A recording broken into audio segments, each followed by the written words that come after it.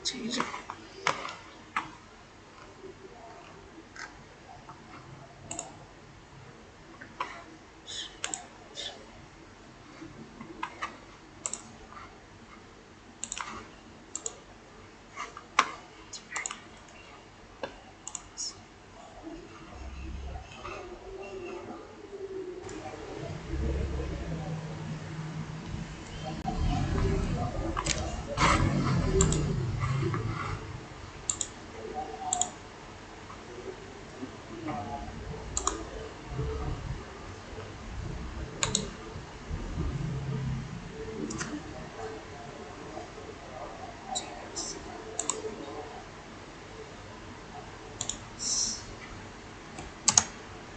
Korang tengok jap link tu boleh tak? Ni. Boleh tak buka?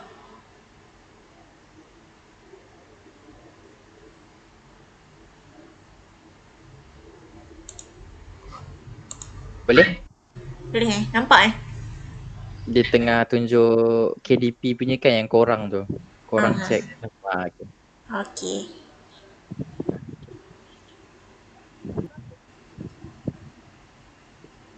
Tapi nampak ke je siapa buat? Sarah. Yep. Yes. Sarah tolong buat ayat jap untuk link tu.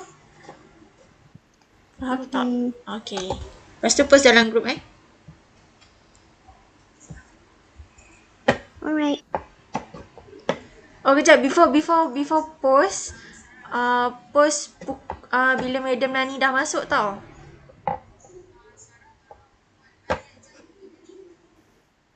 Okay.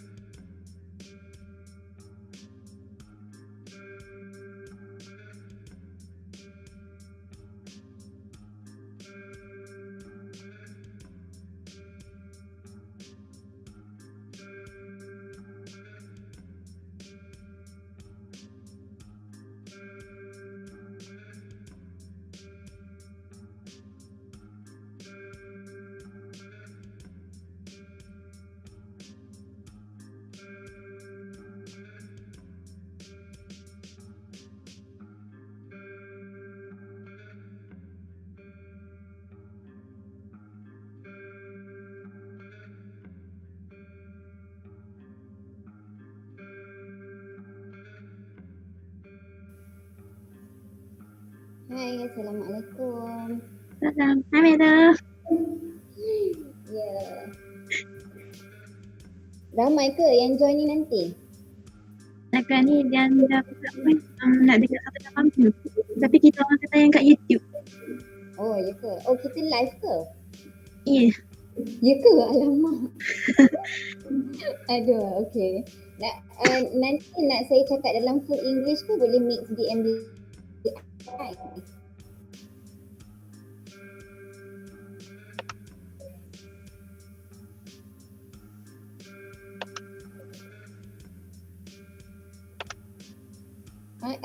Natasha.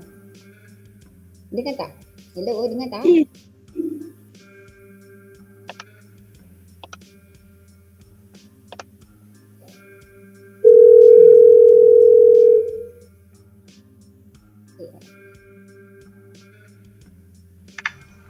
Nanti nak saya cakap dalam full English ke boleh campur BMBI? Boleh campur ikut kesesuaian Madam lah. Okey.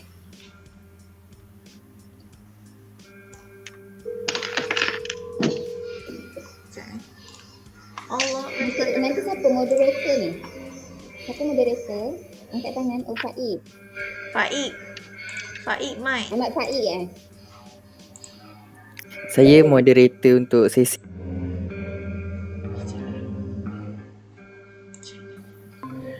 Sesi satu siapa? Adelina. Adelina.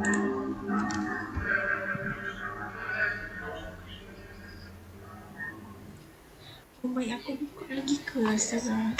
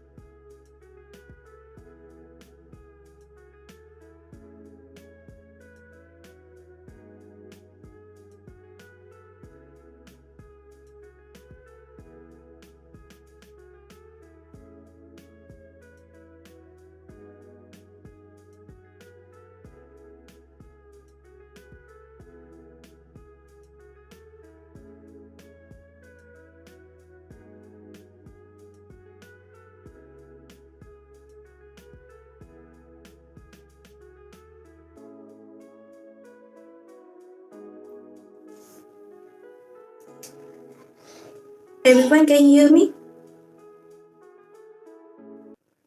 Yes. Okay. Assalamualaikum and good evening, ladies and gentlemen. Welcome to all participants of Web Forum Don't Trash Our Future, which is organized by Club Debat and Pidato UiTM Perlis and Trash Hero Perlis. I am Nur Arlina Shazwani, will serve as your moderator for this forum. First, a brief word about Club Debat dan Pidato UiTM Perlis. The purpose of this club is to train the students to speak and debate in public, also to make our students become more confident and active in speaking. Second, a brief word about Trash Hero Perlis. Trash Hero is a global movement and run by volunteers. The mission is to bring communities together to clean and reduce waste through action and awareness, education, sustainable projects, and inspiration. Trash Hero started on 8 December 2013, which is the first chapter is in Koh Lake, Thailand. Before we start, I will call upon Mr. Faid to recite the dua.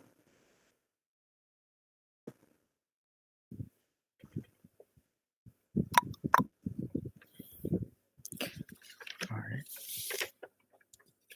Umul Kitab Al-Fatihah.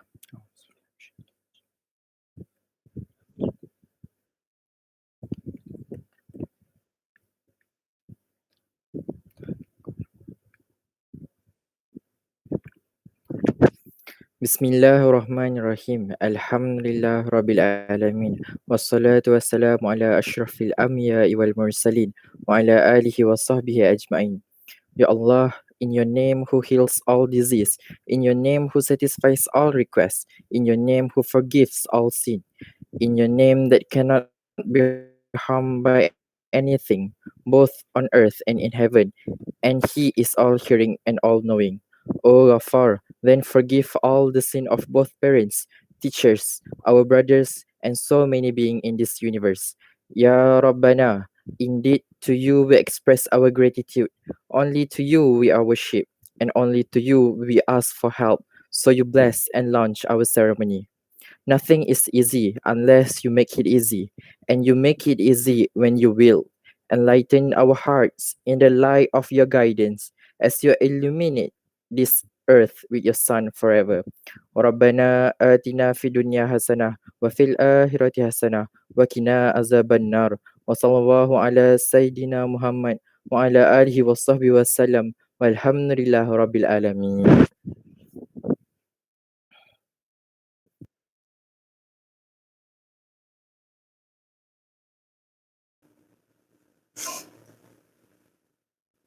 Thank you to Mr. Faid for the beautiful dua. Without wasting any more time, we will start our web forum now. Today, we have Mrs. Rosnani Nazira as our panel.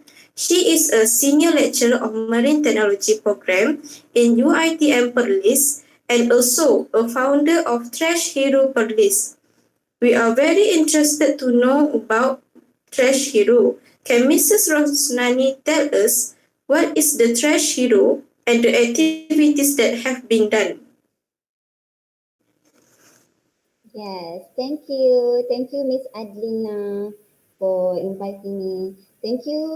First of all, I would like to thank you to Natasha Jeffrey for inviting me. She was one in my class last semester in ecology class, right? Right, okay. So she's the one who with me so that I can get involved with this forum. So thank you again for Club Debat and Pidato UiTM Perlis for inviting me to this web forum. But actually, I'm here not to get in debate with you guys because I am not a debater. So actually, yeah, I'm a senior lecturer at Marine Technology program in Faculty of Applied Science in UiTM Perlis. So, and I'm also a founder of Trash Hero Perlis, which is an NGO. So, sorry. Assalamualaikum warahmatullahi wabarakatuh and good evening to all of you. Thank you guys for staying here, for being here for tonight. Okay. So first of all, I would like to show you guys a video on what is actually a trash hero. Okay.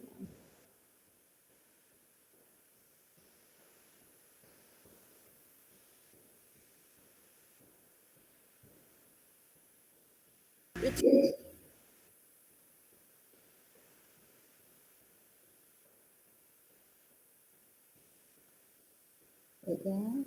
Trash Hero action is not just a talk, so we collect trash to create awareness to the local communities about plastic pollution. We like one family. We are doing beach cleanup or cleanup every week. So it's a very simple act. Just get a Trash Hero bags and then we'll pick up the rubbish. And try to educate people on the world.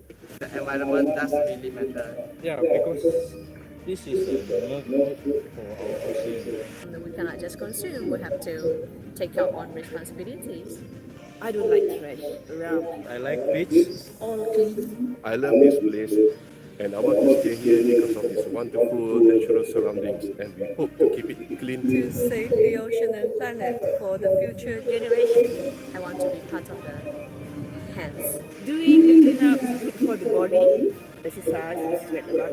And for the soul, you feel good. You feel good about doing something that benefits everybody. I love to do what I'm doing now. I feel happy join Trash Hero.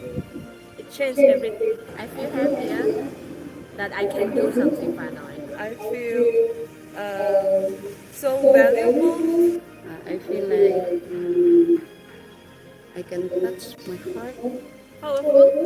We can change the world because of what we are doing. Somehow, even the small action will change the world. All right. Can you guys listening to that video just now? Yes. All right. Okay. All right. So I will proceed with the. Okay, so I will proceed with the presentation.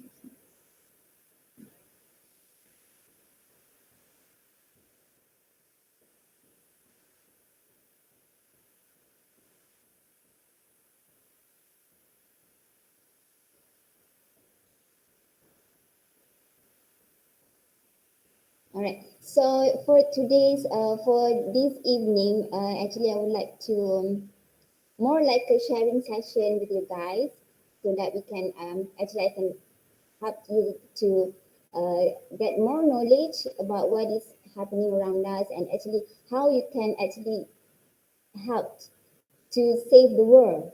Okay, so today's actually it's an International Volunteers Day, 5th December 2020, which is gazetted by the United Nations. So together, actually, we can through volunteering. So actually, you can do a lot of volunteer works. You can do like medicals or in any parts of the things that you can think of to volunteer yourself. But it happens to me when I actually like to volunteer in keeping the oceans clean. So that is why I start on cleaning the beach around Kuala Perlis. So today, actually, this morning I was happened to be at a program sempena sambutan Hari Kesukarelawanan Belia Malaysia bawah anjuran Jabatan Belia dan Sukan Negeri Perlis. So kita dapat himpunkan all the communities around Perlis, which is like 50 to 60 people. So and come together from all around Perlis and clean the coastal area around Masjid Terapung, Kuala Perlis. Yeah? And I get involved of one of my students there was actually a marine technology program. She's staying at a hostel right now, so she managed to come. All right, so okay, let's we proceed to what is actually a trash hero. So if you guys on the social media, so please go like now our Facebook, Trash Hero Perlis Facebook page, go like, and we actually update everything for the event, for the next event, for the events update, for sharing everything about information on trash, information on what's going on the environment. So we always share on the Facebook, and also we have Instagram. So go like also, follow Trash Hero Perlis, and sometimes we also share news information from other chapters in our social media, right? Okay, now actually everyone can become a trash hero. Okay, so it's actually happened when in March 2019, whereas I have this persatuan Martech, Marine Technology Students Club. So actually I was get them involved in NGOs or community works so that they can get my mission is that it's more like what actually you can give back to your community. What is actually you as a person can contribute to your own community, like doing just a small thing. Like you don't even need money, you just need energy just to keep our environment clean. Okay, so this is what happened where I actually involved my students. From a marine technology program, and I was we started at the same place, Masjid Terapung, Kuala Perlis, and we managed to get about 300 like 300 kilograms of trashes collected around the coastal area. So if you guys happen, everyone's are very new to know the Trash Hero Perlis, or maybe you guys happen to be my volunteers that I don't realize. Okay, so we actually every week, like we clean, we educate, and we change. So setiap minggu actually kita akan buat clean up di sekitar Perlis. Dan it happen to be sebab saya lecturer marine, jadi saya banyak fokus kepada kawasan coastal area di Kuala Perlis lah. Dan tapi kita juga turut membuat clean up di sekitar kawasan tourist attraction lah. Yang di mana bila ada turis selalunya akan ada sampah. Itu yang kita nak educate, try to educate people yang melalui walk the talk. Kita buat. Walaupun orang cakap macam kenapa nak kutip sampah kan, apa benda tadi kita kutip je. Kutip depan-depan diorang kan, apa semua kan, buat muka tak malu je kan. So benda tu lah. So benda tu yang kita buat sebenarnya. Tapi kita tak membebel. Kita kan jenis macam tu. Jadi we clean, we educate, and then together bila kita buat macam tu, kita harapkan we can change people lah. Tu kita punya misi. So boleh contact saya kalau nak join kita punya clean up lepas ni, dan juga boleh follow di social media. Alright, so okay, this is our first clean up dengan Trash Hero Perlis, dengan Trash Hero Perlis punya clean up di mana kita buat pada 24 Mac at Masjid Al-Husin Kuala Perlis. Di tempat yang sama macam tadi, dalam 320 kilogram of trash collected, termasuklah tayar-tayar ni. Okay, and from now pun sebenarnya we have like 57 cleanups already. Tahun ni slow sikit disebabkan oleh COVID-19, jadi kita tak galakkan beberapa banyak clean up juga. Tapi recently kita ada team up dengan Jabatan Perhutanan, kita ada buat mangrove planting, tanam pokok bakau di kawasan perairan Kuala Perlis. Dan ini dengan Jabatan Perikanan awal tahun sebelum COVID hari tu. Dan kita ada juga join dengan World Cleanup Day bersama Azabi Corp, dengan ni Hari Malaysia, dengan adik-adik dari sekolah Datuk Wan Ahmad di Kangang. Diorang kayuh basikal daripada sekolah sampai ke ni di Bukit bukit air bukit air. Jadi sampai di bukit air kita petik sampah. Kesian adik-adiknya. Tapi semangat semangat Hari Malaysia tu. Alright. Okay, so ini antara gambar-gambar cleanup yang saya boleh tunjukkan di sini dah. Dan banyak sebenarnya kalau you all boleh follow Instagram dan juga Facebook kita.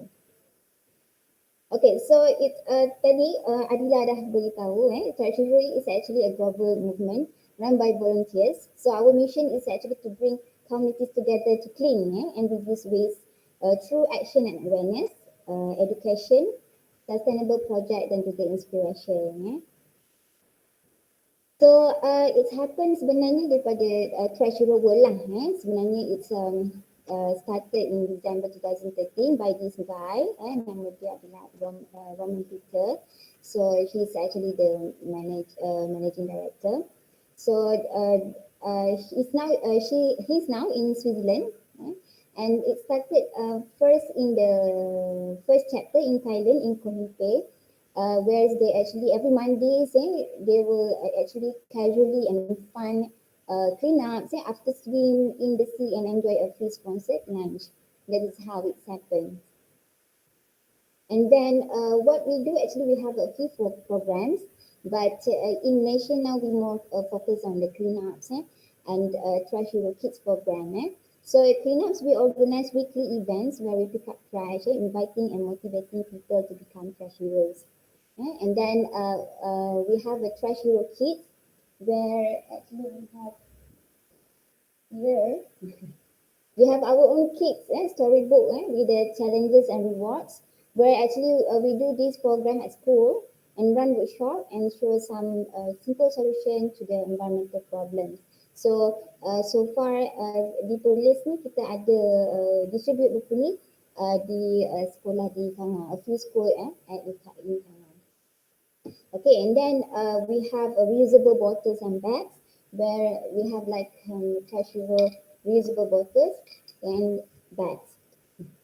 So this actually a turtle bag where actually you can have a keychain here to hang your bags or anything, and there you go, you have your own bags for you to go shopping. Alright, okay, because we actually promote no plastic, no single-use plastic. So I will tell you more like what is actually on plastic, marine pollution, how actually plastic can pollute our environment in our second session. Alright, okay, so other than the other cleanups, Trash Hero Kids program, reusable bottles and bags program, we have a community waste and Trash Hero at work. All these you can find it in our website is trashhero.org. Okay, so how we do it, actually it's our approach is based on the 5 following principles. It's more like our code of conduct. So actually we have to be positive. So we focus on solution, not the problem. The future, not the past, and on what is going well and not what is wrong and who is to blame.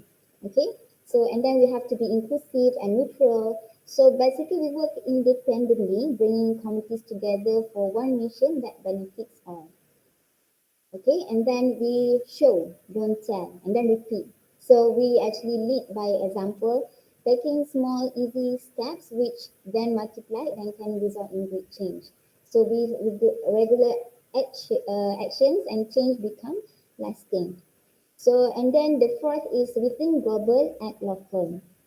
So our local chapters are life force in our movement. So Trash Hero will provide training and material, but all activities are community driven.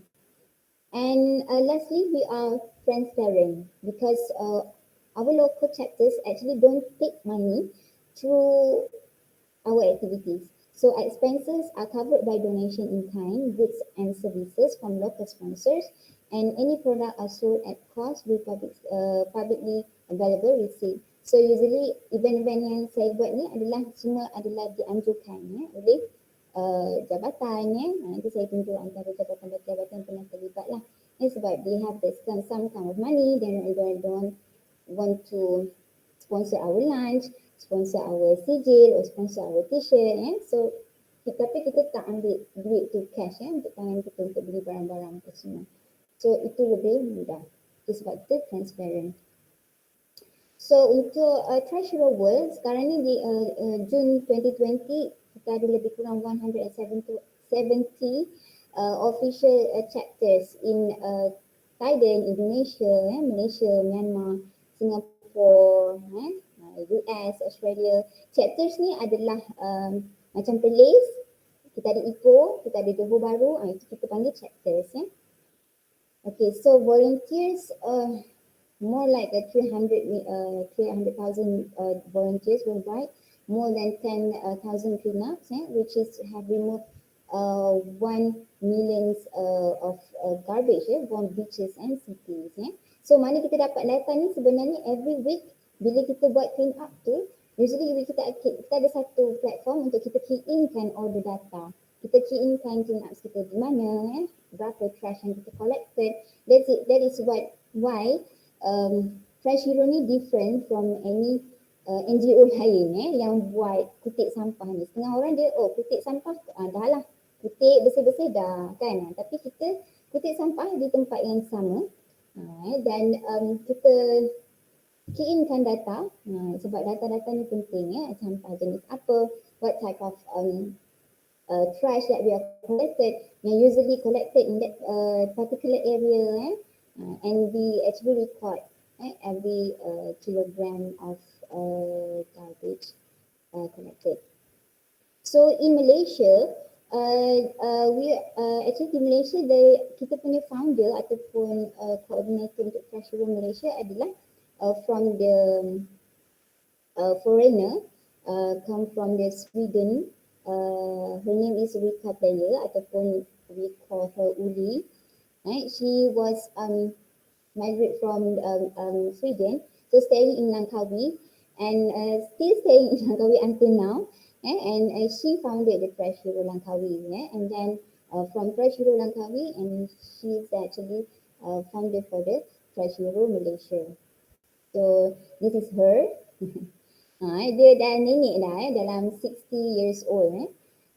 Okay, and then until today's we have like this is recently that we have about 30 active chapters from all over Malaysia. We have done about 1,000 more cleanup events, 218,000 of kilogram trashes collected by more like 39,000 of volunteers, including 9,000 kids.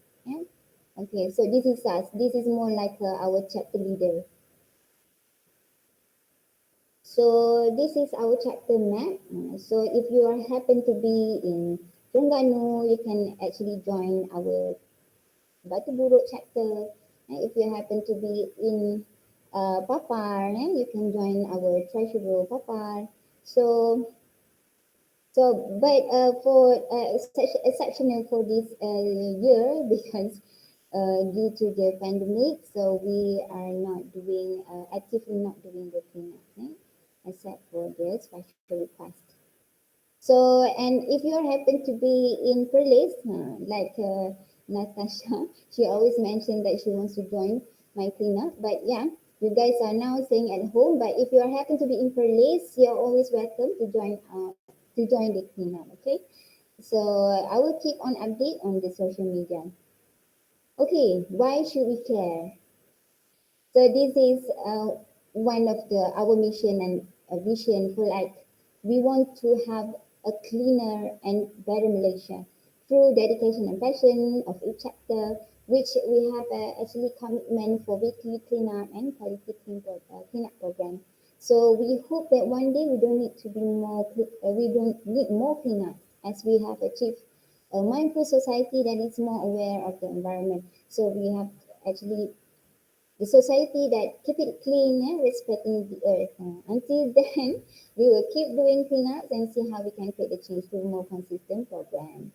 So yeah, because people like asking me like sampai bila nak ketik sampah kan? So sampai bila-bila lah. So yeah, we should care because there is no planet B. Yeah, we are staying here in planet Earth. All right. So actually, this happened to be one of the United Nations Sustainable SDG 17. If you happen to know, why actually the sustainability is important. So everything actually we need for our survival and well-being depends on our natural environment. So in our planet's ecosystem are deteriorating so badly, and the climate is changing too quickly because we are consuming far too much.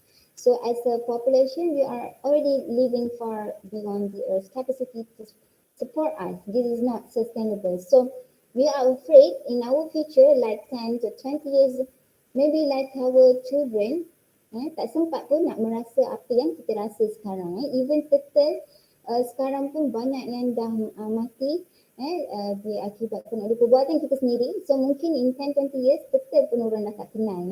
Dah maksudnya dah tak ada dah turtle kat dunia ni. That is actually benda yang we are trying to create how actually we want to sustain our bumi. So sebenarnya simple je kita as a person so boleh bantu we can help our how to actually to save our earth, to save our world.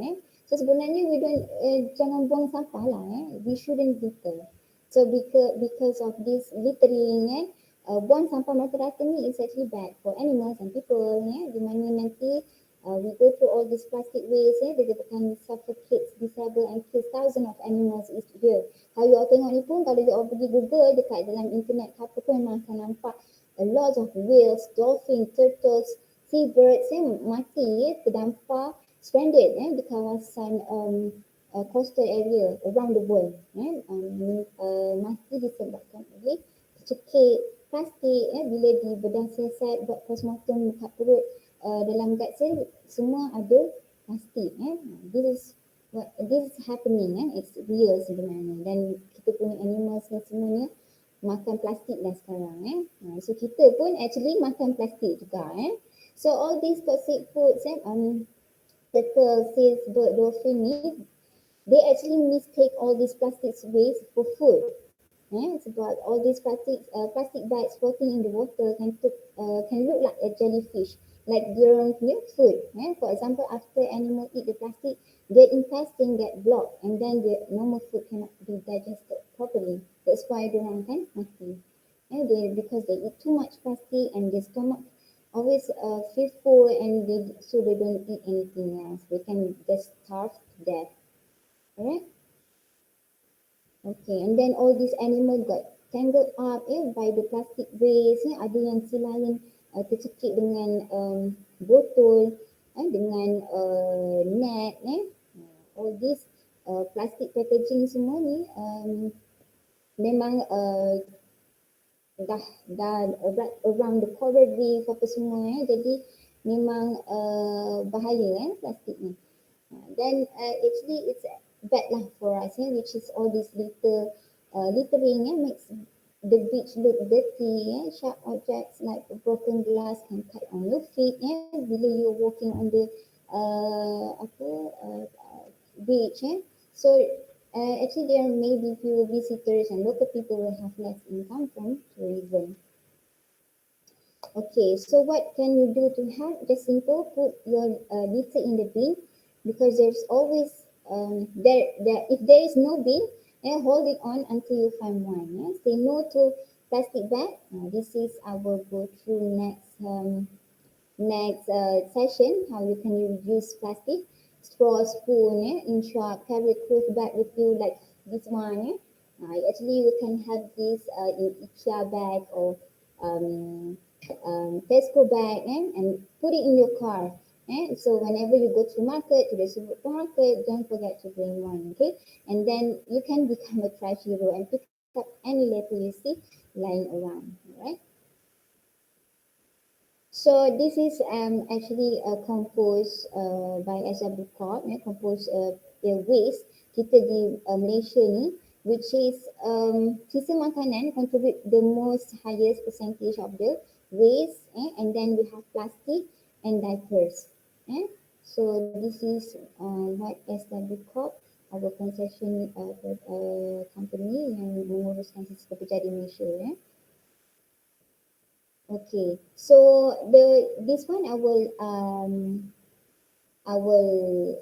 tell further in our next session, but get used to this. Kita ada 5 R, sebenarnya ada 6 R, ada 7 R, tapi I like to use this 5 R for the zero waste living.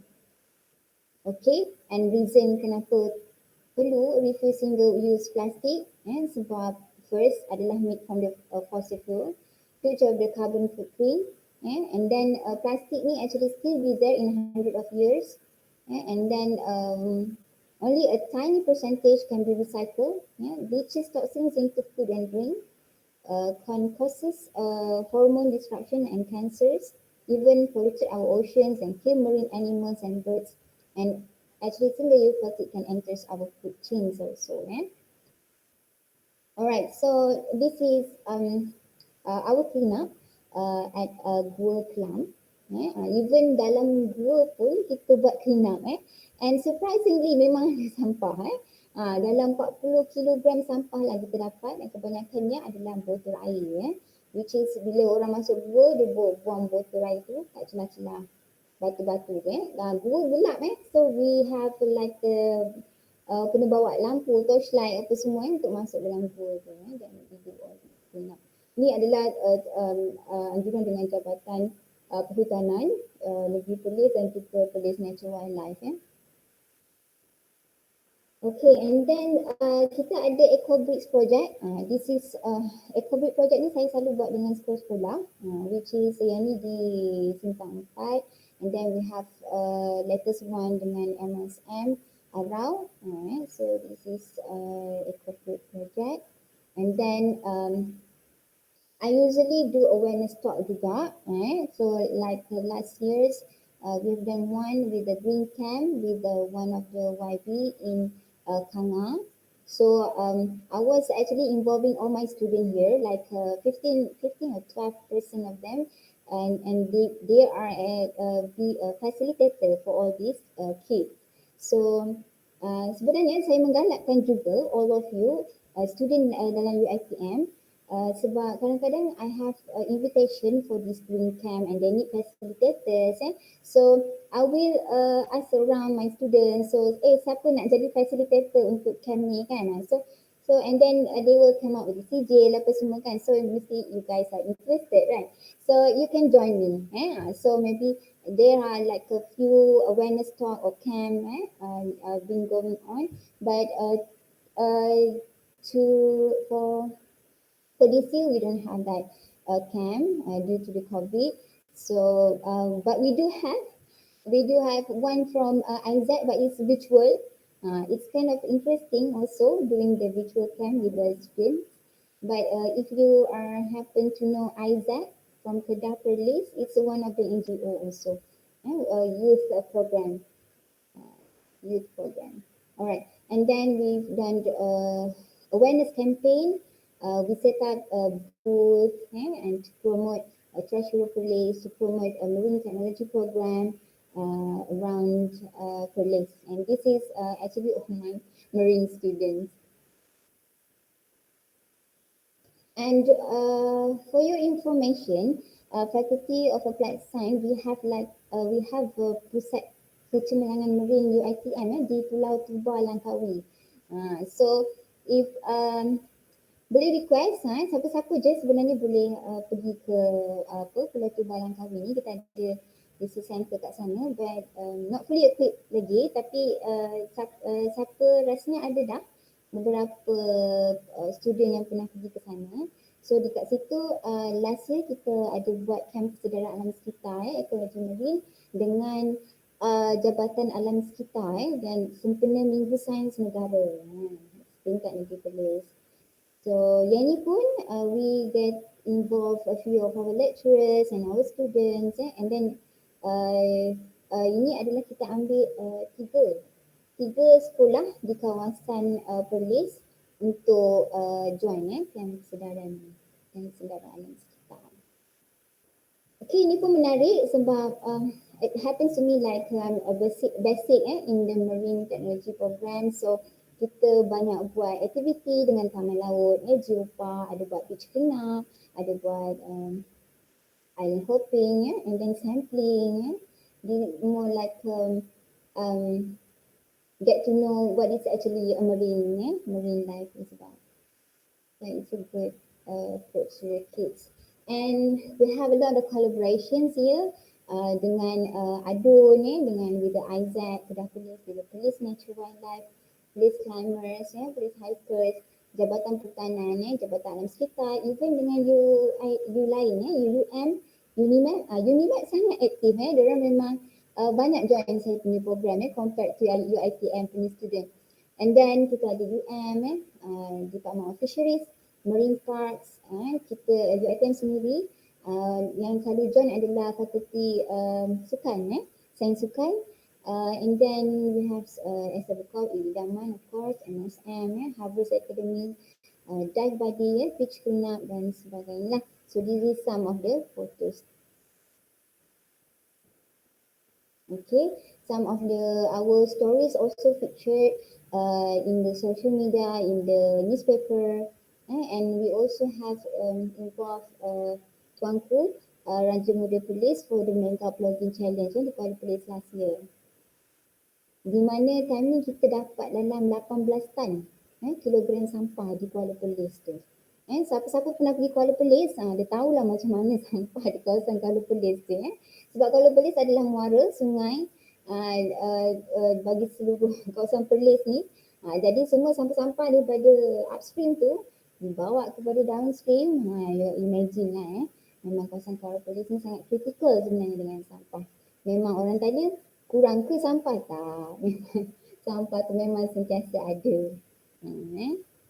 So in spite of kita clean up the beach, clean up the kawasan gua, recreation park, kawasan air terjun apa semua, kita pun ada buat underwater clean up.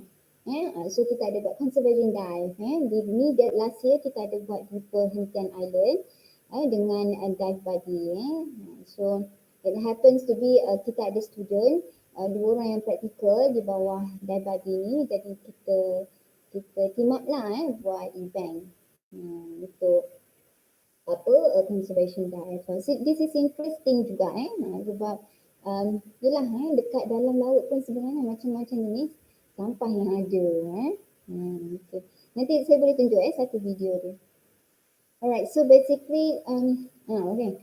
Habis So basically this is us lah. We clean, we educate and we change. Alright. Okay, so boleh saya tunjuk video ataupun okay, kita nak open for question ke macam mana?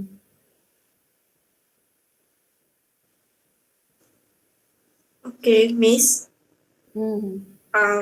Can I ask the question? Yeah. One question. Okay. Selain daripada kita buat kempen dan kemudiannya pergi buat aktiviti volunteers, tapi kesedaran masyarakat tu kurang. Jadi macam mana Trash Hero nak advocate masyarakat untuk tidak lagi membuang sampah merata-rata? Memang, yang ni soalan ni memang sebenarnya inilah benda yang kita nak tackle. Memang nak ajar orang kampung especially lah kan sebab saya tahunya memang di Perlis ni kebanyakannya di kawasan kampung tu mereka akan buang sampah dalam sungai. Buang sampah dalam sungai ataupun mereka akan bakar sampah tu. So which is sebenarnya pembakaran sampah pun tak elok, especially kalau kita bakar plastik, which is dia akan mengeluarkan toksin yang boleh membahaya kepada manusia sendiri. Dan buang sampah dalam sungai pun sama. Sungai tu akan jadi kotor dan hidupan dalam sungai pun akan mati. Dan last sekali memang dia akan end up pada diri kita sendirilah. That's why sebenarnya benda ni kena uruskan daripada kita diri sendirilah sebenarnya. That's why sebenarnya saya nak bagi tahu untuk sesi 2 nanti macam mana you nak bagi example tu sebenarnya untuk jadi yang saya 5R tadi tu. Itu adalah example yang saya akan share dalam sesi yang kedua nanti. That is how you can do. Dan sebenarnya bila you buat Nanti you punya family, you punya parents, adik-beradik you semua akan ikut. So secara tak langsung nanti benda tu lah yang akan mengubahkan you punya daily activities dan orang akan ikut. So itu yang kita nak try buat lah. Benda ni dia bukan satu hari punya change tau. Dia bertahun. Jadi you have to bear sebab benda perubahan change benda ni memang sebab dia dah jadi budaya tau pada kita. Macam straw. Bila kat kedai makan mesti nak kena minta straw kan. Kenapa kan? Padahal kalau kat rumah kita boleh minum macam ni je kan. Tak payah straw pun kan. Tapi kenapa kat kedai makan kena letak straw? Sebenarnya tak perlu pun kan. So sebab even straw pun sebenarnya kalau orang tu dia pegang straw kan. Straw dia punya tangan kotor dah ni. Pegang straw cucuk kat sini. Itu korang yang sedut. Dia punya bekas tangan dia kan. Dia keluar daripada toilet ke apa ke kita tak tahu kan. So sebenarnya straw tu pun dah kotor dah. So lebih baik minum from the cup kan instead of using straw. So actually it's from us that we can change that sebenarnya. Dan nak change seorang-seorang tu memang susah lah. That's why kita kena ajak kawan-kawan kita, ajak family kita. So lama-lama benda tu akan budaya tu lah yang kita nak ubah. That's benda yang bukan boleh ubah dalam masa yang singkat, memerlukan kesabaran lah. Lama-lama maybe 1 year, maybe 2 years orang akan ikut insyaAllah. Itu je. Dan nanti kita akan ceritakan lagi dalam sesi kedua nanti macam mana you nak implement the 5 R's tu. Alright. Okay, ada soalan lagi? Ataupun saya boleh tunjukkan video, ada satu saya nak tunjuk video yang saya buat Merdeka Clean Up underwater tu. Okay, saya tunjuk kejap.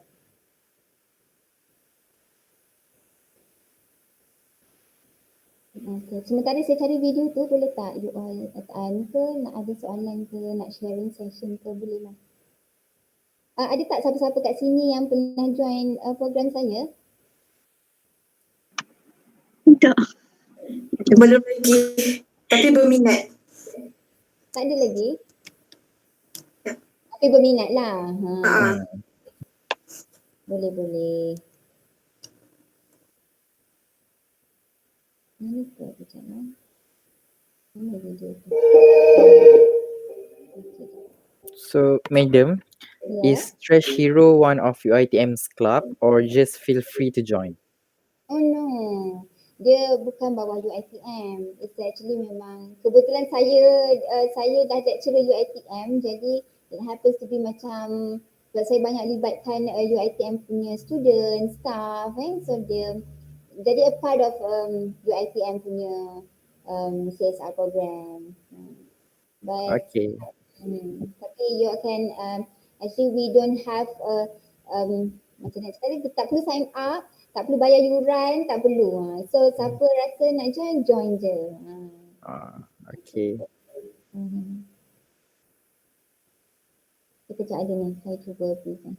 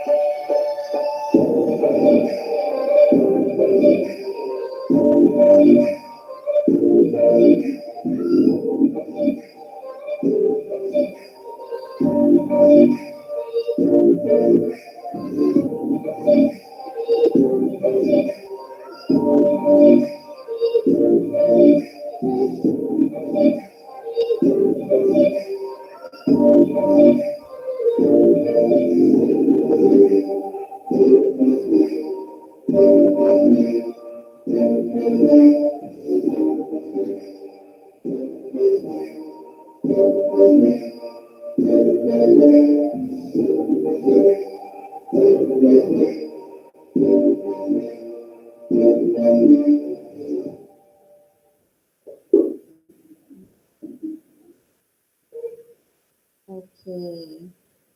Alright, boleh nampak ke video tu tadi? Boleh. Okay, alright. So itu adalah salah satu lah program saya kata tadi, which is for me is very enjoyable, where you can actually kita ada program kat situ buat tukun tiruan dengan Dahbadi dengan student Marine yang buat tukun tu sendiri diorang buat. Jadi kita turunkan tukun tu di kawasan Teluk Kekek, Pulau Perhentian di Pulau Perhentian di mana? Terengganu okay, di Terengganu. So alhamdulillah memang ada ikan-ikan koro-koro yang dah tumbuh di kawasan tukun tu untuk tahun ni. Dah kiranya setahun kita deploy benda tu dan dia ada dah koro-koro tumbuh di kawasan tukun tiruan tu. So this is one project dengan Dahbadi. Memang this year disebabkan COVID saya tak sempat nak pergi. Dan itulah diorang ada buat untuk this year tapi saya tak sempat pergi. That is actually one of the fun event lah yang kita pernah buat. Okay. Okay. So Madam, ada one of the viewers ask, is Trash Hero Malaysia only focusing on land pollution or have any collabs with other NGOs to focus on other pollution? Okay. Yes. We actually memang ada we actually very mana kita cakap macam we are welcome for any NGOs who would like to collaborate with us. But we have policies like kita tak boleh nak terima duit, we don't accept money, and then tapi we lebih kepada sponsorship tu lebih kepada siapa nak tolong provide food. If you want to like to provide t-shirts, if you like to provide anything, then we can actually memang we are very welcome all the other NGOs and we do collaborate with other government agencies, even schools and yes, we are welcome for any collaboration and just contact me via social media, Instagram and Facebook page. You just message from there, so we will try to reply. All right. Okay.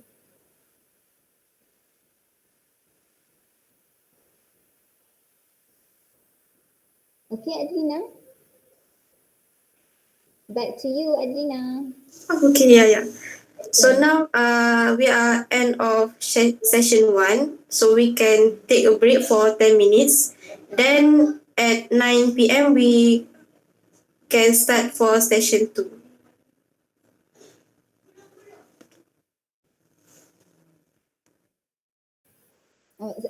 Sementara break nak buat apa? Tak ada buat apa? Tak ada quiz ke apa ke? Tak ada Okay. So mungkin sementara break ni saya boleh share present ni ke video YouTube boleh kot Boleh. Siapa yang nak stay boleh tengok lah boleh kot Boleh. Alright, okay, thank you.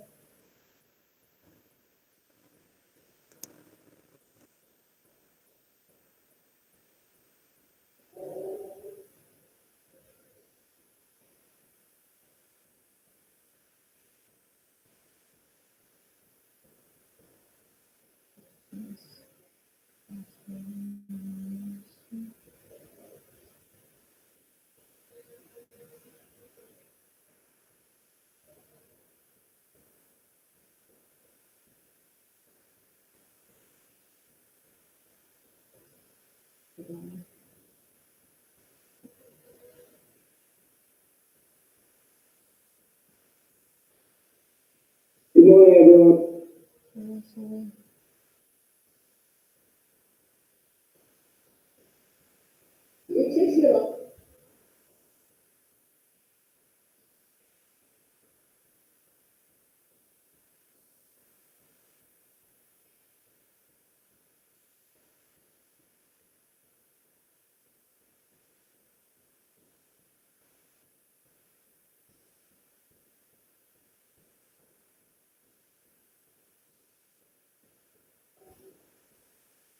Hi.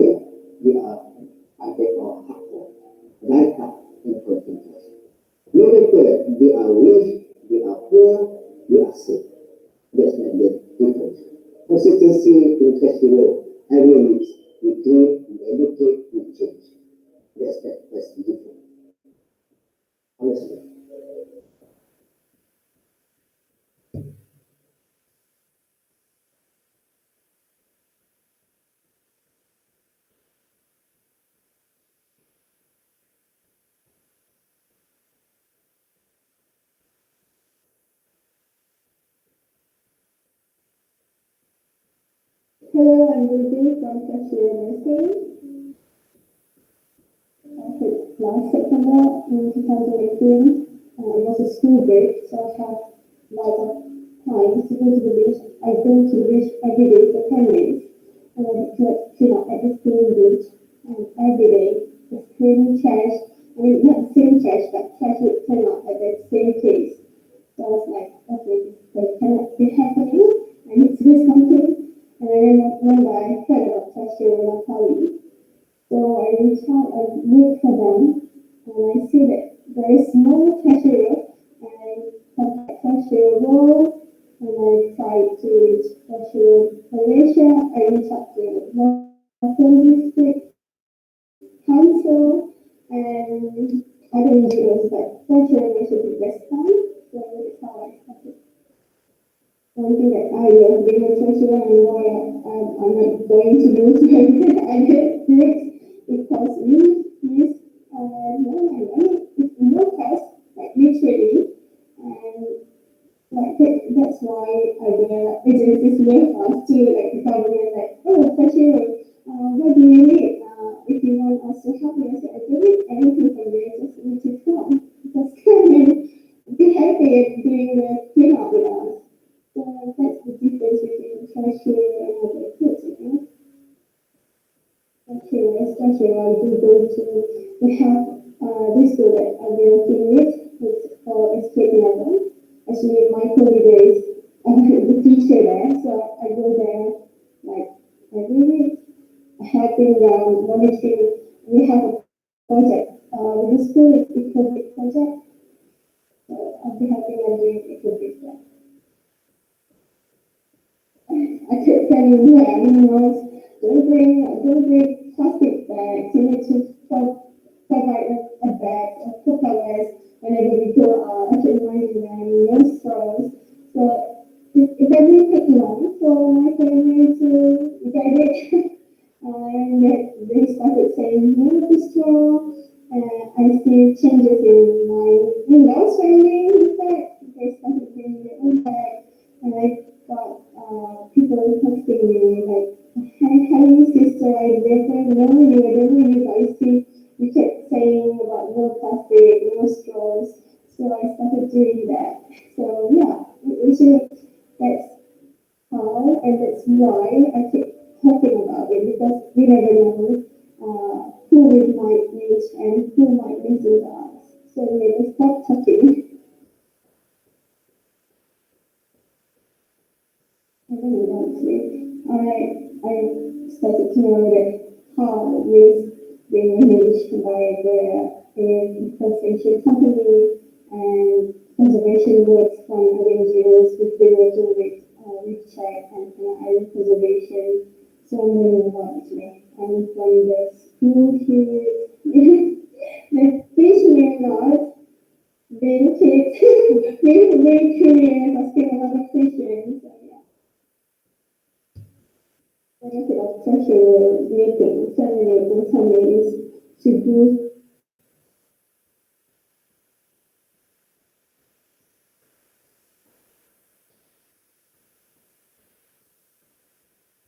Okay, back to you guys.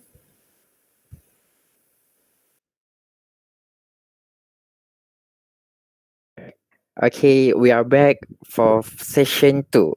Now, let's move on the topic about marine pollution. Madam Rosnani, I would like to ask you about 2 questions before we start. Okay. What is actually the marine pollution?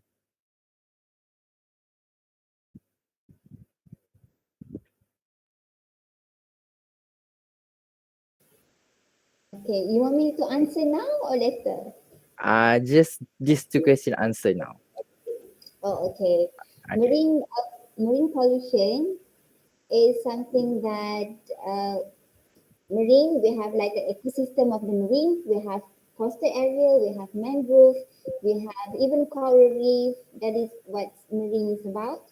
And pollution is something that we call toxic ataupun benda luar yang when it come to the environment, it will become harmful to the environment, to the ambient environment that we all have. So it's something like substances or toxic that can pollute our ambient environment. So that is actually overall about what is actually marine pollution. All right, thank you for the answer. So, how can we overcome this problem to save the marine life and the world? Oh, okay. So that question, so I will keep that question. So because I will explain it a lot in our second session. So maybe we can, I can answer that in the end of our session. Is it okay, Faik? Yes, okay. Okay. Okay. All right. So we proceed with our next, with our second session. So, okay, this is me. Okay, never mind. I already introduced myself. So it's actually happened to be that our web forum is a tribute to the International Day for Disaster Risk Reduction.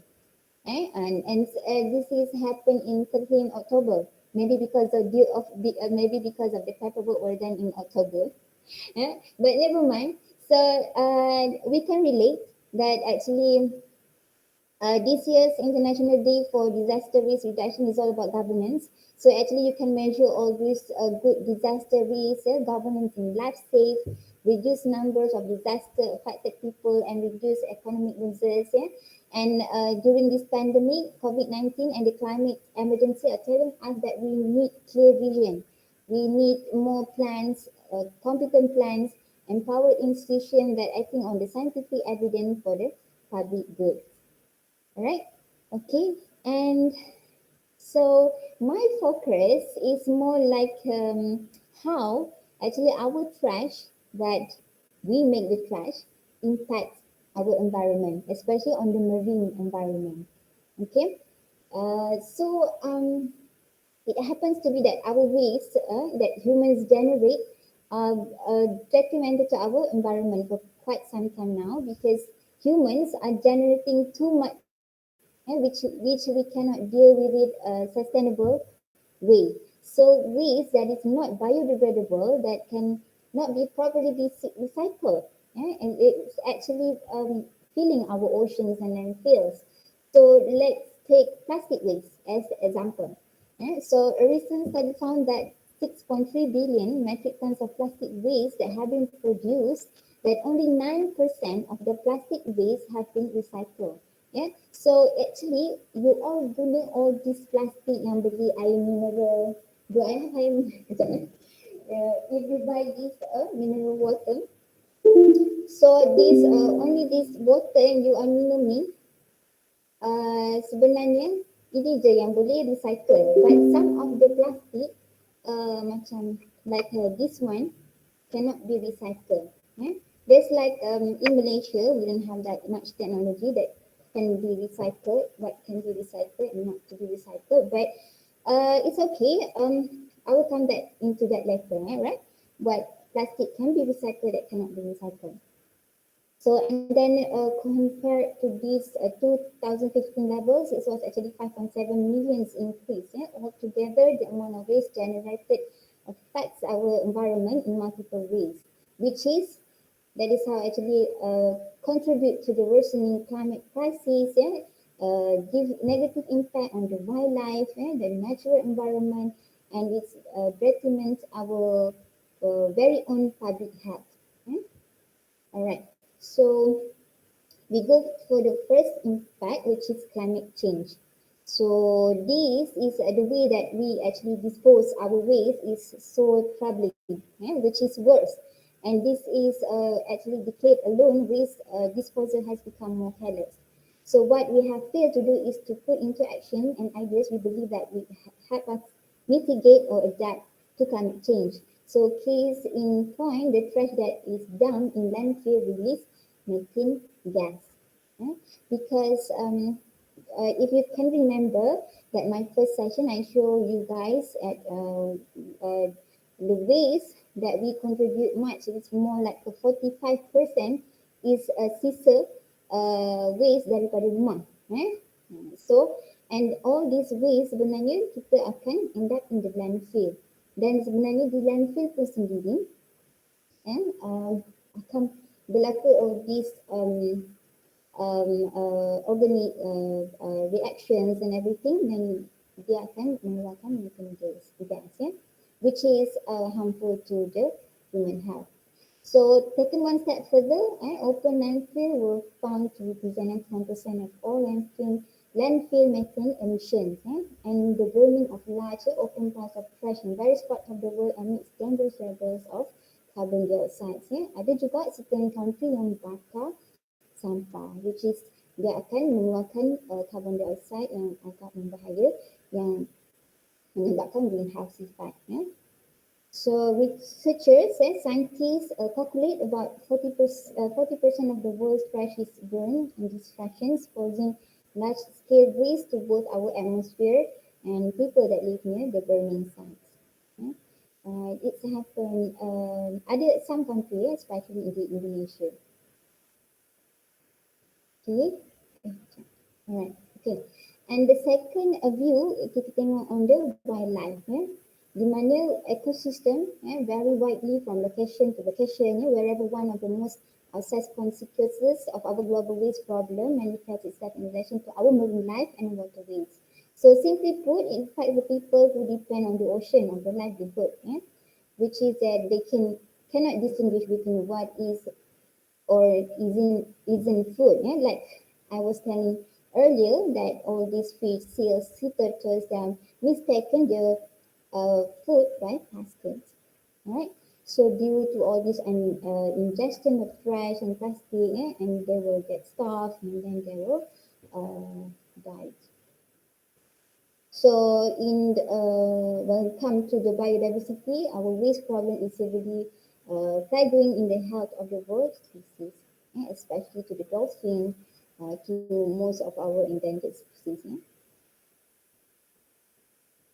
Okay, and the third one is on the public health, which is human health is at risk through our inaction. We keep produce large amounts of trash, we do not dispose it correctly, and in the end, it will be our downfall as it for the environment and the wildlife in the ecosystem that we all share.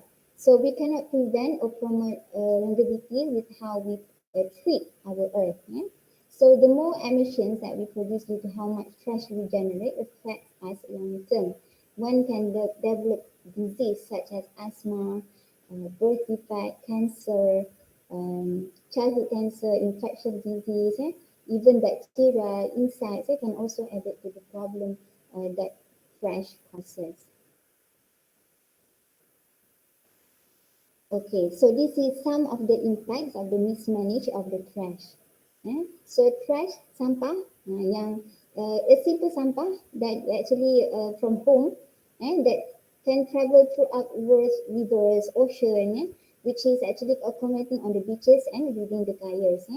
So after this, I will show you one video, which actually I will show you where all the trashes, especially plastic, end up in the oceans. So these debris actually harms physical habitats, transport chemical pollutants, threatens all the aquatic life and interferes with human uses of river, marine and coastal environment. So of all trash, plastic trash has the greatest potential to harm the environment, the wildlife and even human. So it can be found floating at the surface, suspended in the water column or on the bottom of almost all water bodies. So will be transported by rivers to the ocean and then moved with the currents and often eaten by birds and fish, which they were concentrating all this toxic chemical in the tissues and then filling their stomach, causing them to starve. And then all this plastic aquatic debris is much more than a mere aesthetic problem. Okay, this is what I want you to learn what is actually a plastic pollution. First of all, you have to know what is actually a plastic. And for most of our history humans, use stuff we found in nature to put things that we needed. So we actually invented plastic 100 years ago, which has completely changed our world. So plastic are derived from natural organic materials such as cellulose, coal, natural gas, and food oil. So plastic is very lightweight, inexpensive and durable, and can be molded into many shapes. So as a result, levels of plastic production by humans are high. So however, the chemical structure of most plastic renders them resistant to many natural processes of degradation, and as a result, they are slow to degrade. Yeah. Alright. So this is some of the plastic that we commonly use, even in our household. We have all these, the chairs, even our mouse, even our computers, doors, pipeline, even our plates and toys. So this is actually what plastic made of, to be durable and can be molded into many things that we can reuse in our daily life. Okay, however, because it is so cheap, therefore we mass produce it for practically everything. We use that single-use disposable ataupun short form dia, we have SUDP, for all these styrofoam cups, plastic bag, straw, you name it. So all these pasar malam plastic, all these even our buah, our fruits, packed with plastic. We have all these containers, plastic bottles, kita punya shampoo, detergent kan, even food packaging, kita punya roti, styrofoam, even plastic straws. So sebenarnya kita punya kehidupan harian ni memang dikelilingi oleh plastik dan kita tak boleh hidup tanpa plastik kan. Tapi sebenarnya you boleh. Alright. So tak apa, kita proceed that into that letter. So and worse, we don't think twice about this. Its disposal. Did you know that 1 trillion single-use plastic bags are used annually across the globe? That's nearly 2 million every minute.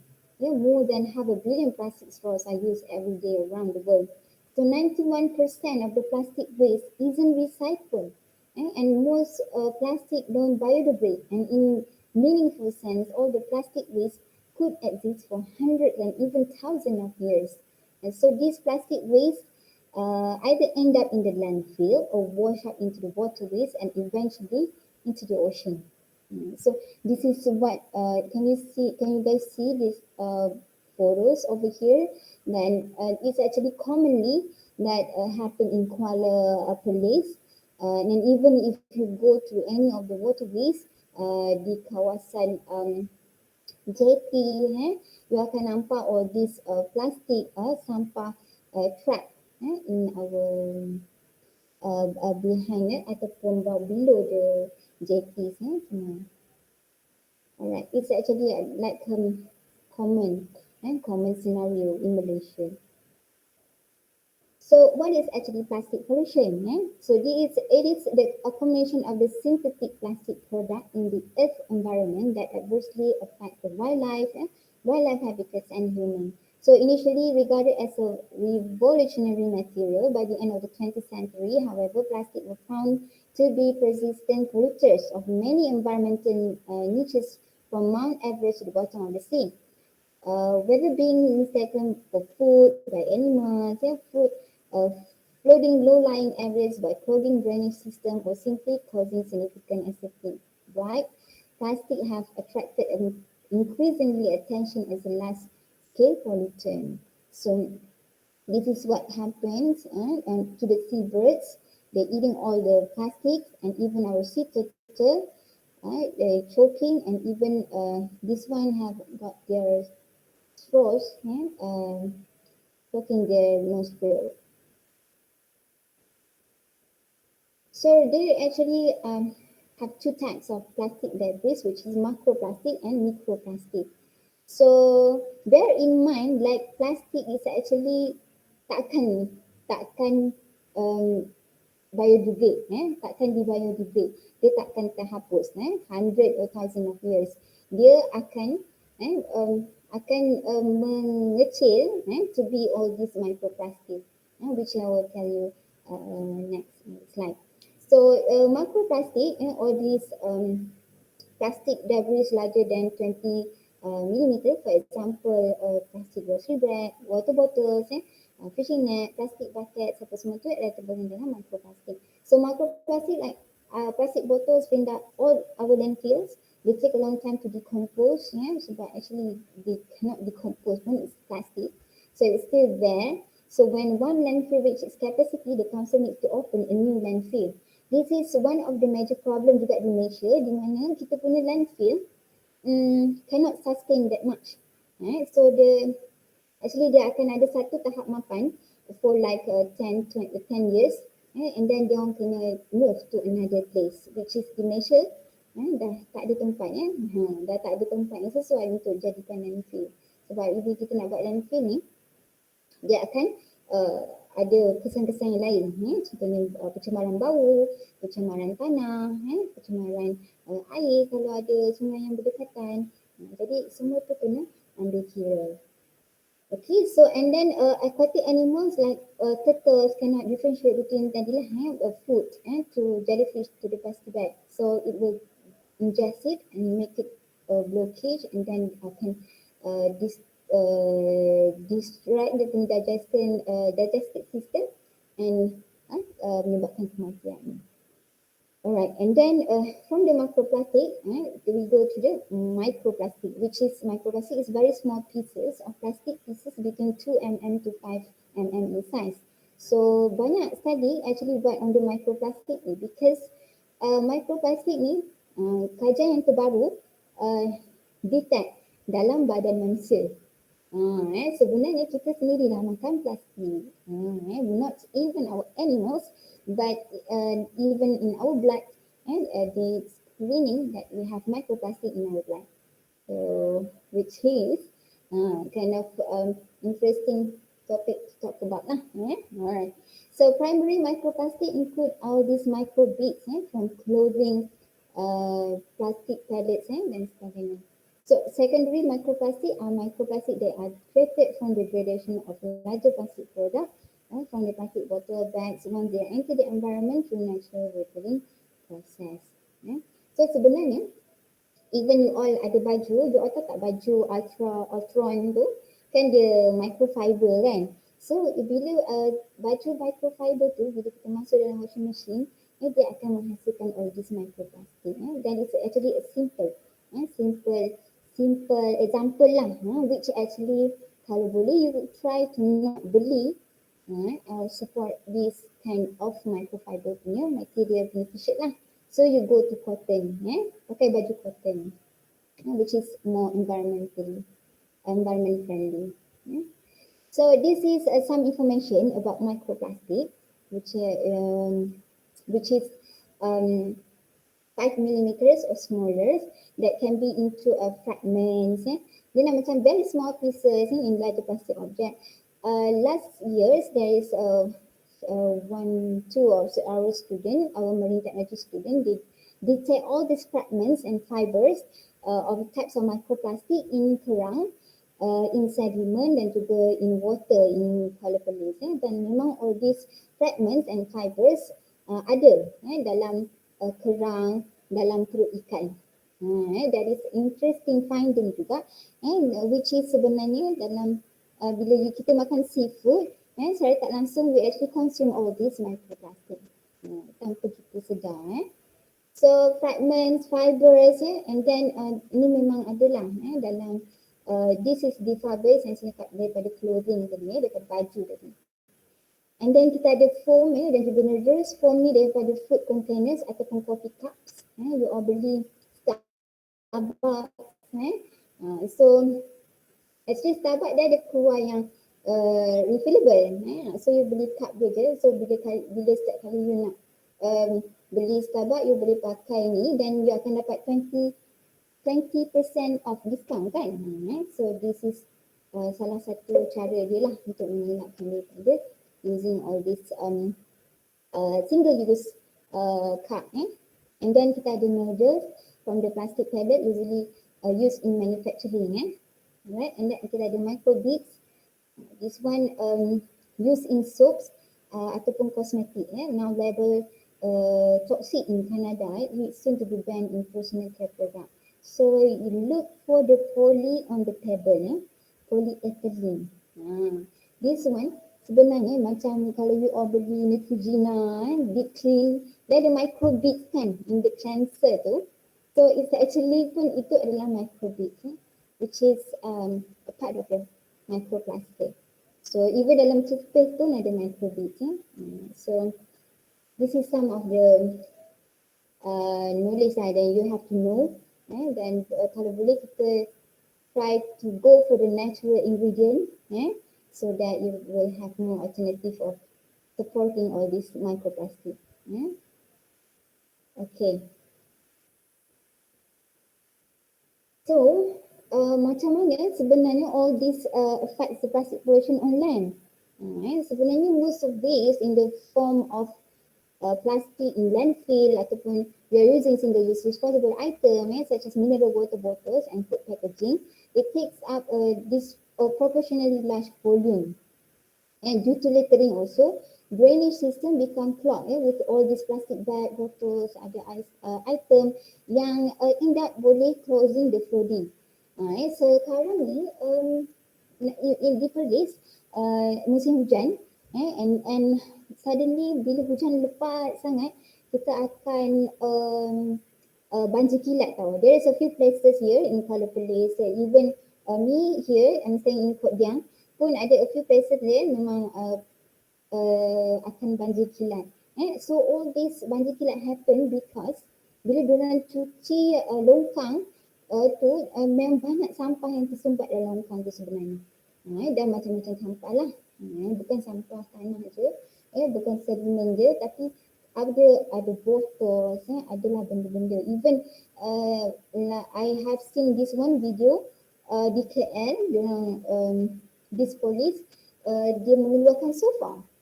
Sofa tersumbat dalam longkang tu. I don't know how the sofa get into that longkang, but ada sofa, dia macam sofa punya bantal tu masuk kat dalam tu. Itu sebab banjir selalu berlaku lah. So even in 2017, a study found that 80% of the tap water samples taken around the world contain plastic pollutants.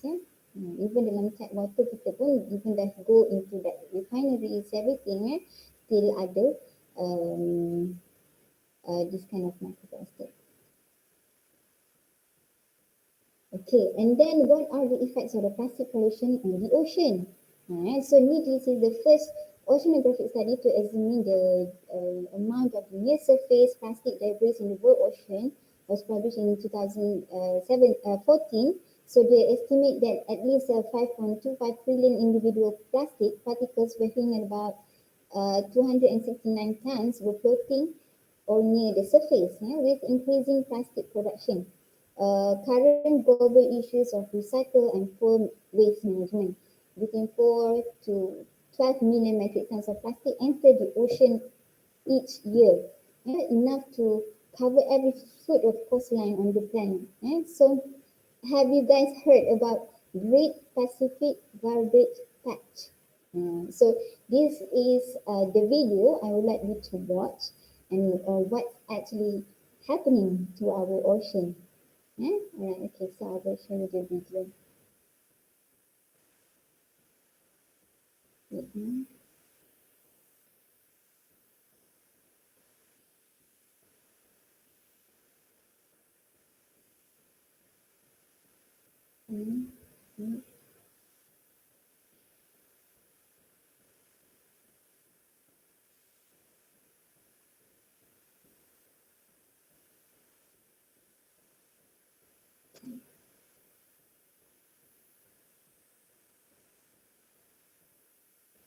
What weighs more than 43,000 cars and is over 2 times the size of Texas? The largest garbage dump on Earth, the Great Pacific Garbage Patch. Also known as the Pacific Trash Vortex, this collection of ocean-faring garbage weighs more than 87,000 tons and consists of 1.8 trillion pieces of plastic. Located in the eastern Pacific Ocean between the states of Hawaii and California, this garbage accumulation zone is actually one of 6 garbage concentrations throughout the world's oceans, formed from rotating ocean currents known as gyres. These gyres are systems of circular ocean currents formed by the Earth's wind patterns and forces from the rotation of the Earth. The other 5 garbage patches located in the North Atlantic, South Atlantic, Indian Ocean, West Pacific, and South Pacific are equally problematic. Because these garbage patches are so far from any one country's coastline, any one nation is unlikely to take on the responsibility of cleaning this garbage up on its own. It is estimated today that roughly 1.2 to 2.4 million tons of plastic is entering the ocean each year, which is the equivalent of 100,000 garbage trucks dumping their trash into the ocean. Most of this plastic is less dense than water, meaning that it will not sink once it encounters the sea.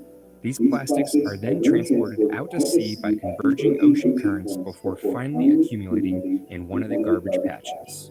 The Great Pacific Garbage Patch covers an estimated surface area of roughly 1.6 million square kilometers, which, as mentioned before, equates to an area roughly 2 times the size of Texas. The latest sampling estimates that the patch contains 1.8 trillion pieces of plastic, or about 250 pieces for every human on Earth. The garbage patch contains a variety of plastics in all shapes and sizes, including plastic lighters, toothbrushes, water bottles, pens, baby bottles, cell phones, plastic bags, and more. Additionally, lost fishing nets and other fishing gear make up a substantial portion of the total plastic count, entangling and endangering whales, turtles, fish, and damaging coral reefs. Just this past year, during a 25-day cleanup expedition, roughly 40 tons of abandoned fishing nets were retrieved from the patch in an effort to safeguard marine life. The most troubling aspect of the Great Pacific Garbage Patch is what is known as microplastics. Over time, larger plastic objects deteriorate from exposure to the sun, waves, and marine life. What's worse is that due to its size and color, marine life often confuses plastic with food, causing major damage to their own health. Many times, these plastics will fill up the animals' stomachs, causing them not to eat and die from malnutrition. As an example, sea turtles caught in nearby fisheries operating within or around the Great Pacific Garbage Patch have seen up to 74% of their diets composed entirely of plastic.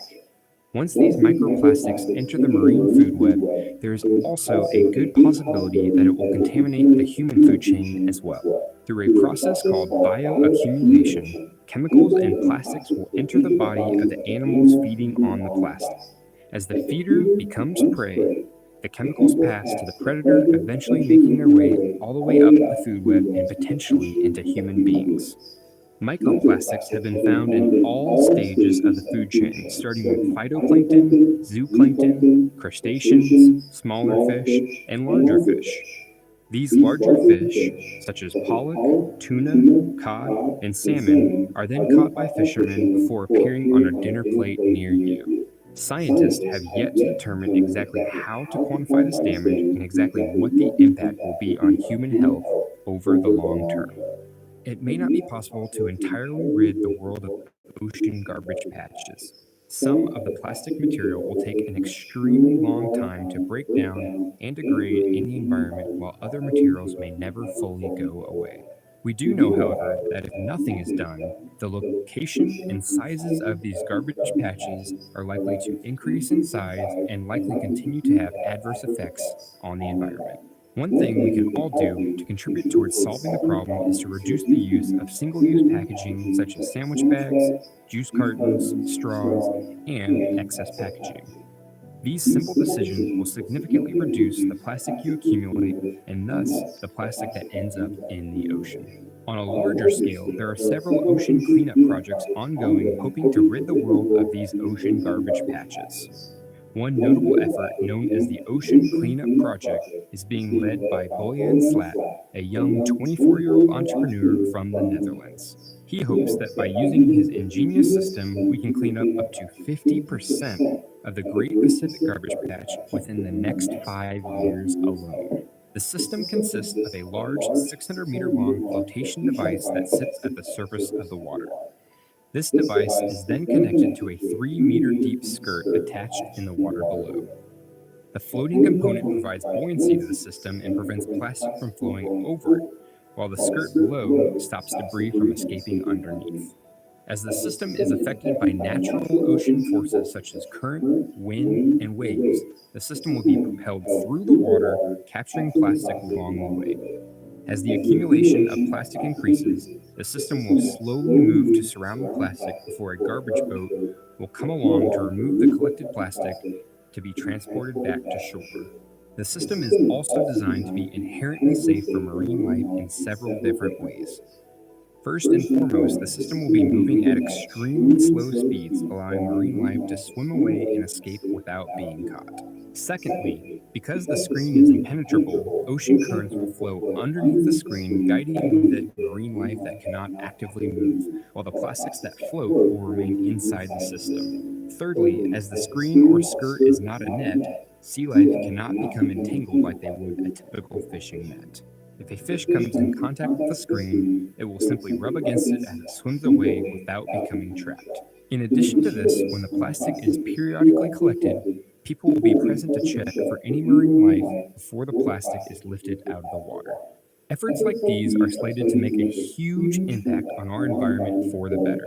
It is important that we do our part and make cleaning up the oceans a priority over the next few decades. The United Nations has estimated that if nothing is done, the oceans will contain more weight from plastics than fish by the year 2050. Thanks for watching this video. What ways will you help contribute to the cleanup of the ocean garbage patching?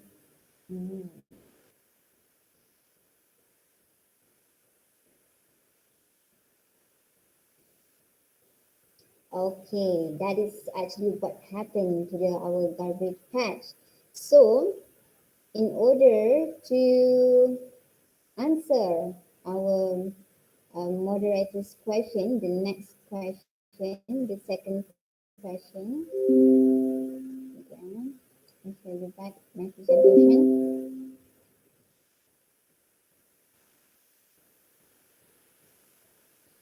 So, from the video from the Great Pacific Garbage Patch, one thing that this one young guy from Netherlands do is making a track for the trash that happened to be in the Great Pacific Garbage Patch. So that is actually one of the biggest actually contribution that you can do to help to overcome this kind of marine pollution and try to save the world. But that is a very huge step to take.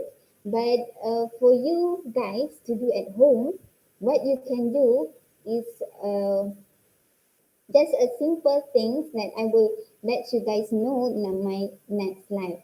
Okay, so from all these videos showed that what's actually effects of the plastic pollution on the marine life.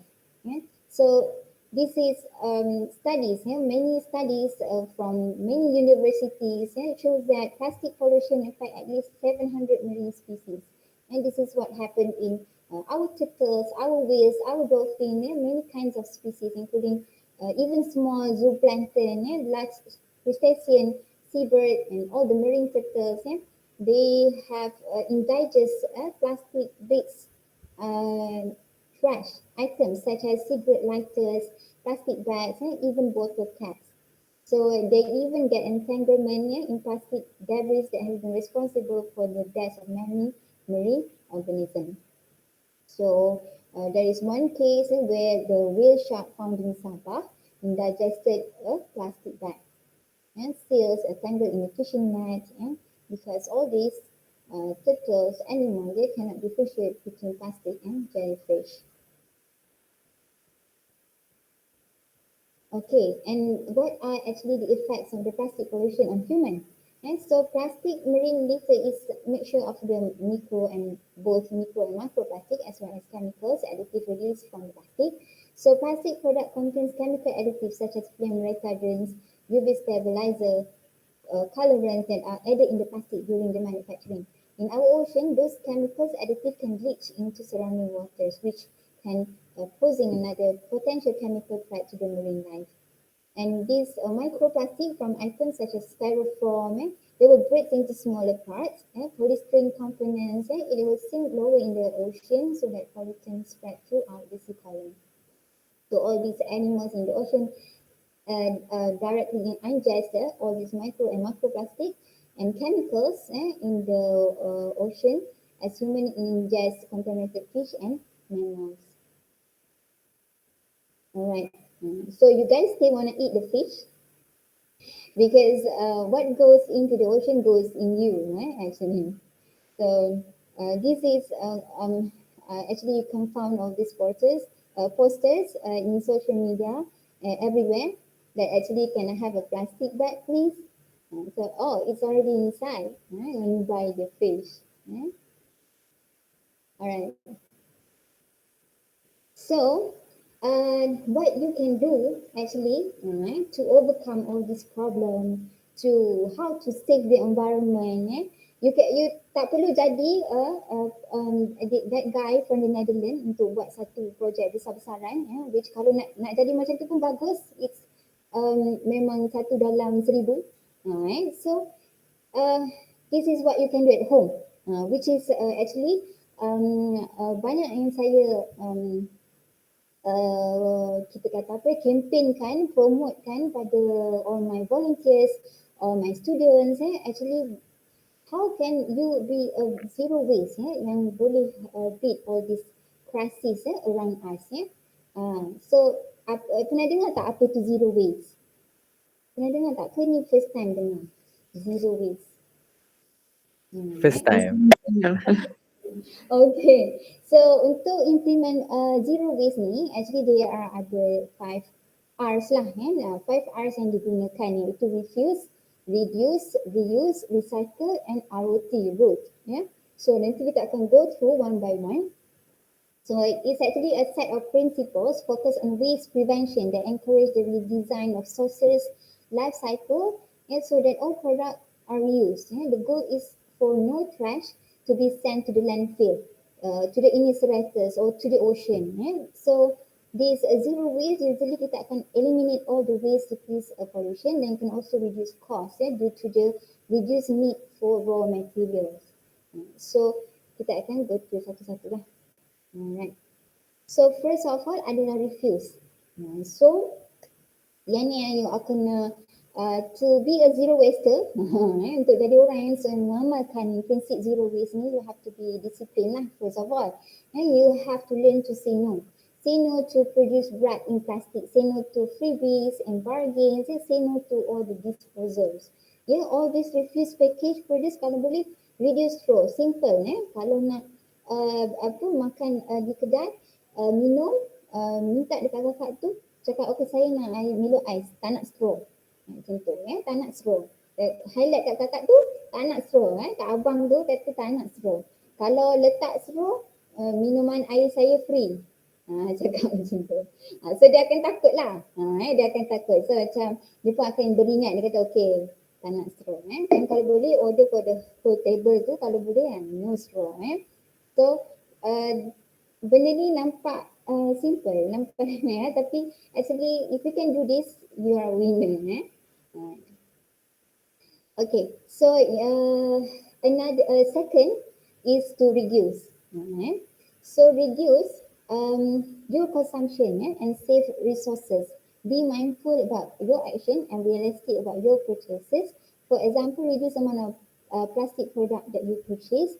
Buy unpackaging soap instead of shower gel in a bottle. This will reduce plastic bottles going into the landfills. Reduce the amount of clothes you buy.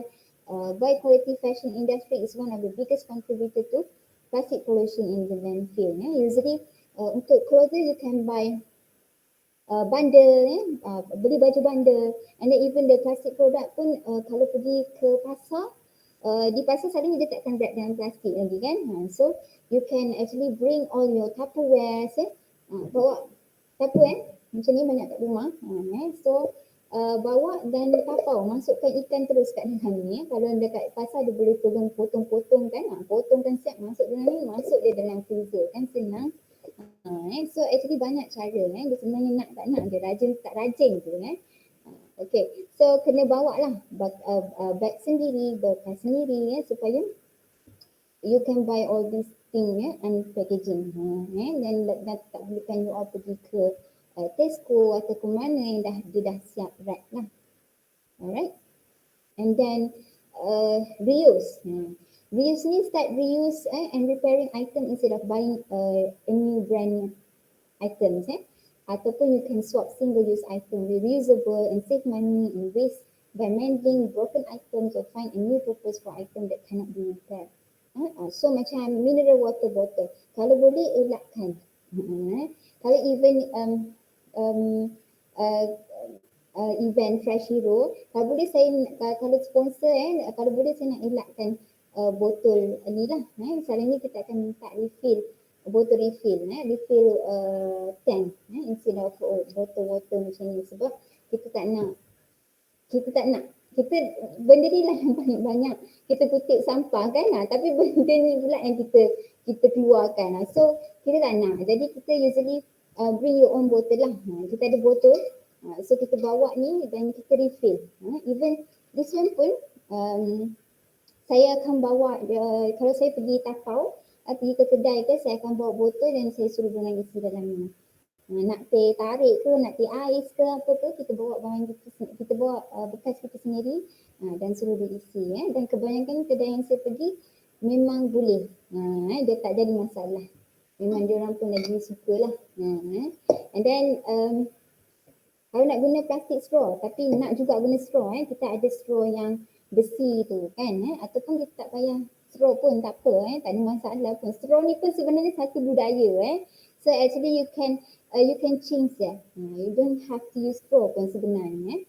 And then even plastic bag, kita kalau boleh pergi pasar malam ke apa ke, bawa bekas sendiri. Bring your own bottle, bring your own container, bring your own bag so that you can tapau semua benda tu daripada using all this plastic bag. Okay, and then kita ada coffee in disposal cups. So kita boleh reusable coffee tumbler, macam apa yang kita ada di Starbucks, di mana kita boleh dapat diskaun kalau gunakan tumbler dengan baik. And then kita boleh guna plastic bag for produce, use containers ataupun glass jars untuk isi barang-barang makanan yang lain. Okay, so how to reduce and reuse ni simple. Macam tadi saya dah promote dah, kita bawa kita punya shopping kits kita. Kita bawa bag kita, Tupperware dia. Selalu ni this one saya akan bawa masuk dalam kereta saya siap-siap. Jadi kalau saya rasa teringin nak tapau ke apa ke, kita bawa dah bag ni siap-siap dalam kereta. So even dekat McD, saya pun dekat McD, dekat KFC, even dekat Sushi King, saya pernah tapau. Kita bawa aja kontainer, beritahu kita nak isi dalam ni. Tak nak, sebab kita usually kalau all this McD, apa semua dia akan gunakan paper box, dia guna plastik. So kita nak elakkan benda tu dan kita bagi kita punya cawan. InsyaAllah so far memang diorang bagi. Okay, and then plan your own food. Kalau teringin nak makan cili, nak makan sawi, nak makan bendi, tanam sendiri.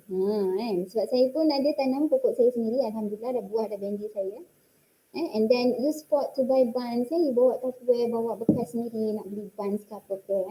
And then buy second hand. Beli baju-baju bundle untuk kita refusekan untuk beli barang ataupun baju yang baru.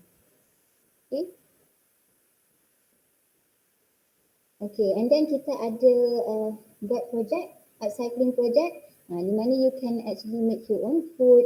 Kalau nak buat tempeh kan, guna using banana leaf to avoid all this plastic packaging, or even we have like meat cartons, upcycle, jadikan coin purse. Actually banyak ada sekarang ni daripada program-program turn waste into wealth. Maksudnya boleh buat projek daripada waste ni, jadikan dia arts, macam-macam dah sebenarnya, kreatif lah.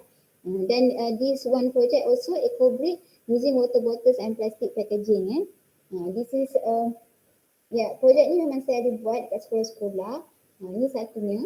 Kalau awak nampak kan ada that two people are sitting on the chair actually dia boleh jadikan kerusi kerusi dan meja daripada eco bricks ni.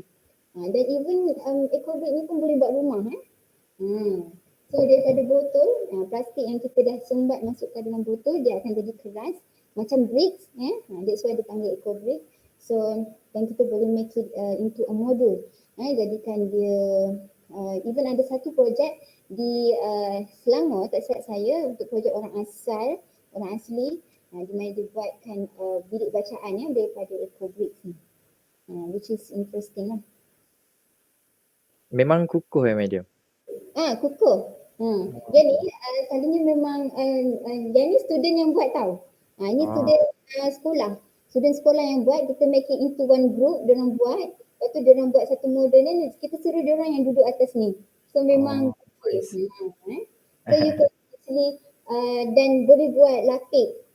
Kalau yang ada anti-anti tu dia jahitkan lapik, jadi dah stool. Kan? Dah jadi stool dah made from the eco brick. Alright, and then recycle. So after you refuse, reduce and reuse, and there actually shouldn't be much left to recycle. So recycle ni last lah, step yang keempat sebelum kelima. Still make sure to separate your trash so that those resources can be reused instead of filling our landfill. So usually recycle ni, not everything can be recycled. Only few parts of the plastic can be recycled. And money yang tak boleh recycle ni usually dia akan end up in the landfill. Itu masalah kita sekarang ni. So sebenarnya untuk menyelesaikan masalah plastik ni, kalau boleh jangan pakai plastik. Kalau boleh bukanlah jangan, kurangkan penggunaan plastik. Alright. So dan last sekali lepas habis dah recycle apa semua adalah ROT ataupun root. Final step of the 5 R's of the zero waste, di mana kita menggunakan kompos. Kita ada waste daripada bahan-bahan sayur, makanan yang kita buat apa semua tu. Kita boleh collect all this fruit, vegetable scrap apa semua, put in the compost bin. Kita jadikan dia baju kompos. Di mana all this composting, dah ada banyak cara. You all boleh buat vermicompost yang menggunakan cacing, you all boleh buat bokashi. Ini semua you all boleh google je dalam internet banyak, dalam YouTube banyak macam mana nak buat all this kind of compost. Ada hot compost di mana bahan-bahan yang kita gunakan tu adalah certain bahan yang kita boleh dan tak boleh gunakan untuk buat all this compost. Dan saya sendiri ada buat compost saya, tapi saya buat vermicompost lah. Saya letak cacing kat dalam compost saya sebab cacing ni dia cepat sikit. Dia makan compost kita tu, jadi cepat sikit lah dia punya degradation dia kan. So this one bila kita buat compost ni actually dia akan ada, kita buat baja lah nutrient rich fertilizer for your own garden lah. Macam tadi kan kita tanam bendi, tanam cili kat rumah jadi kita gunakan kompos kita sendirilah. So instead of kita tanam plantings apa semua, dan kita helps to reduce the greenhouse gas emission produced in the landfill instead of discarding food scraps ni dalam general waste bin. Dan last kali dia akan end up in the landfill juga lah. Yang lori sampah ambil tiap pagi tu kan. Dan dekat rumah pun kalau boleh try to asingkan sampah. Mana yang waste betul-betul waste masuk dalam dustbin, sama ada nak buat kompos ataupun end up in the landfill, letak kat depan rumah untuk idaman kutip. Dan yang kita tahu pun memang dia akan end up in the landfill, tapi you can help by doing all this composting. Benda ni sebenarnya mudah je tapi kena rajin. That's why saya kata you can do many to help, but it's actually you have to discipline yourself and then you have to rajin.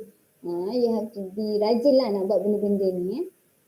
Tapi once you started, sebenarnya okay je So bila you doing all these 5 R's and zero waste lifestyle, actually you help the Mother Earth, our environment on a personal, community or large scale level, which and greatly reduce all the dependency on single-use disposable plastic items. And then lesser the trash sent to landfill, and then the ocean and marine life will thank you you for it. Yeah. Alright. So and even this one saya terlupa nak tunjuk kan. Kalau saya pergi tapau, saya bawa ni tahu. Orang kata siang ataupun mangkuk tingkat kan. Saya bawa ni. So memang saya memang tak guna plastik. Saya sebab kalau boleh saya memang akan elakkan untuk beli plastik. Kalau saya terlupa bawa bekal, tak apa saya rela patah balik. Pergi ambil bekas dekat rumah, lepas tu baru pergi tapau. Itu saya lah, that's why saya kata kena rajin. Okay, so as a conclusion for our forum this evening, so there's actually one earth that is booming, that is where we live now. So where our children live, so we don't have a second option if this earth is destroyed due to our human activities. So it's not only the responsibility of the government or certain group of people like Trash Hero. So we have a shared responsibility to care for the environment. So this is actually us lah. Kita kena ada awareness tu untuk diri sendiri. So if our economies are to flourish, if global poverty is to be banished, and if the well-being of the world's people enhance not just in the generation, but in succeeding generation, we must make sure we take care of the natural environment and resources on which our economic activity depends. This is by quotes from the Golden Grant. Alright, okay. That's all for now from me. So we're going back to the moderator for any questions. Okay, thank you, Madam. So here we got so many questions, but yes. Now we move to Q&A session. So I will start with the question that we received from the Google form. So first question, how can we manage the people who didn't hear our advice or our voice regarding to these issues? Oh, okay. So this has happened to me a lot. Like, we cannot change people. So memang even I'm in the Trash Hero, like we have issues like okay, we are like stop please using all these single plastic. So what I can do is memang I bring this siang mangkuk tingkat to the restaurant during the tapau, so everyone will see me bring all this. So I will say macam hi, saya tak guna plastik sebab saya memang tak saya memang kita macam mana even my daughter pun dia memang akan cakap, dia kata tak nak guna plastik kan, nanti apa kesian turtle kita mati. Macam tu tau. Tapi saya akan bawa ni bila saya tapau and then orang akan cakap bawa siang. Lepas tu cakap ya betul, saya bawa mangkuk tingkat macam ni sebab saya tak nak guna plastik. Saya nak kurangkan penggunaan plastik. Jomlah bawa mangkuk tingkat ni senang. Jadi bila kita isi, lepas tu kita just buka ni dan hidang kan. So tak payah nak transfer balik daripada plastik tu ke mangkuk kan. Jadi this is one of the way yang bila you buat, you show people. So macam sambil-sambil tu kita promote lah. Saya tak nak guna plastik. Nanti habis ikan saya mati kan, tercekik guna plastik. Habis turtle tak ada kan. So macam sebab itu is benda yang paling senang. Macam kita bagi tahu apa efek guna plastik ni pada, saya tak kenal pun orang tu. Saya tak kenal pun. Bila saya tapau kan, ada orang tegur kan, saya kata saya memang tak nak guna plastik. Saya tak nak haiwan-haiwan marine kita ni mati. Nanti dah tak ada dah. Cucu kita nak tengok turtle kan. Macam tu sambil tu kita promote benda-benda macam ni. This is at least lah something that we can do. Okay, and then memang kita tak boleh macam mana, and we are using kita sekarang ada social media kan. The power of social media ni sangat meluas. So you upload everything. Upload benda-benda macam ni, campaign untuk 5Rs ni, campaign untuk you educate people, campaign untuk apa yang you buat ni, which is I buat. So memang saya akan letak dalam Instagram, saya akan letak dalam Facebook, apa yang saya buat untuk at least save, buat recycle ni, buat kompos. Saya tunjuk supaya orang Boleh macam ni, simple je nak buat kan, susah pun kan. So use power of social media, we can promoting people using all these principle of zero waste. So sekarang even kalau you buat and then you tag us macam Trash Hero Perlis kan, kita boleh reshare, kita boleh kita boleh post kan, kita boleh share. So bila you share, kawan-kawan you akan tengok kan. Lepas tu kawan-kawan lain akan tengok. So benda tu secara tak langsung dapat tolong juga kita untuk berkempen untuk zero waste ni. Alright? Okay. So okay, the next one is discuss on how to manage the trash. Oh, okay. So untuk manage trash tu sebenarnya tak perlu manage trash. Jangan buat trash. Sebenarnya jangan produce trash. That is how you can manage the trash. So use that 5R punya prinsip macam mana you nak reduce the trash tadi. Guna yang 5R tadi untuk manage the trash. Simple je. Okay, lagi? So and the last one for me, as a youth, how can we raise awareness about trash and disaster in our society, especially at rural and semi-rural areas? What is the best solution to educate them? Okay. So untuk tackle isu-isu rural, non-rural areas ni, sebab orang-orang bertanggungjawab PBT ataupun concession majlis pembadaran apa semua ni, diorang ada ditugaskan untuk kawasan-kawasan taman kan, yang petik sampah kan, tapi di kawasan kampung tak ada tau. Sebab di kawasan taman selalunya kita akan bagi cukai pintu. So bila kita dibayar cukai pintu, ia termasuk dalam untuk perkhidmatan pembuangan sampah, petik sampah ni semua kan. Tapi bila di kawasan kampung, diorang tak ada cukai pintu dan diorang tak ada cukai tanah, dan dia adalah macam satu polisi macam kalau diorang nak tong sampah tu, diorang kena berbincang sama satu kampung tu, keluar dalam RM50 seorang ke. So lantik seorang syarikat swasta untuk tackle diorang punya masalah, which is macam siapa nak keluarkan duit kan. Dan itulah isu dia yang memang it's happen in Perlis. Memang tak ada lagi, kalau ada pun dia macam tak konsisten.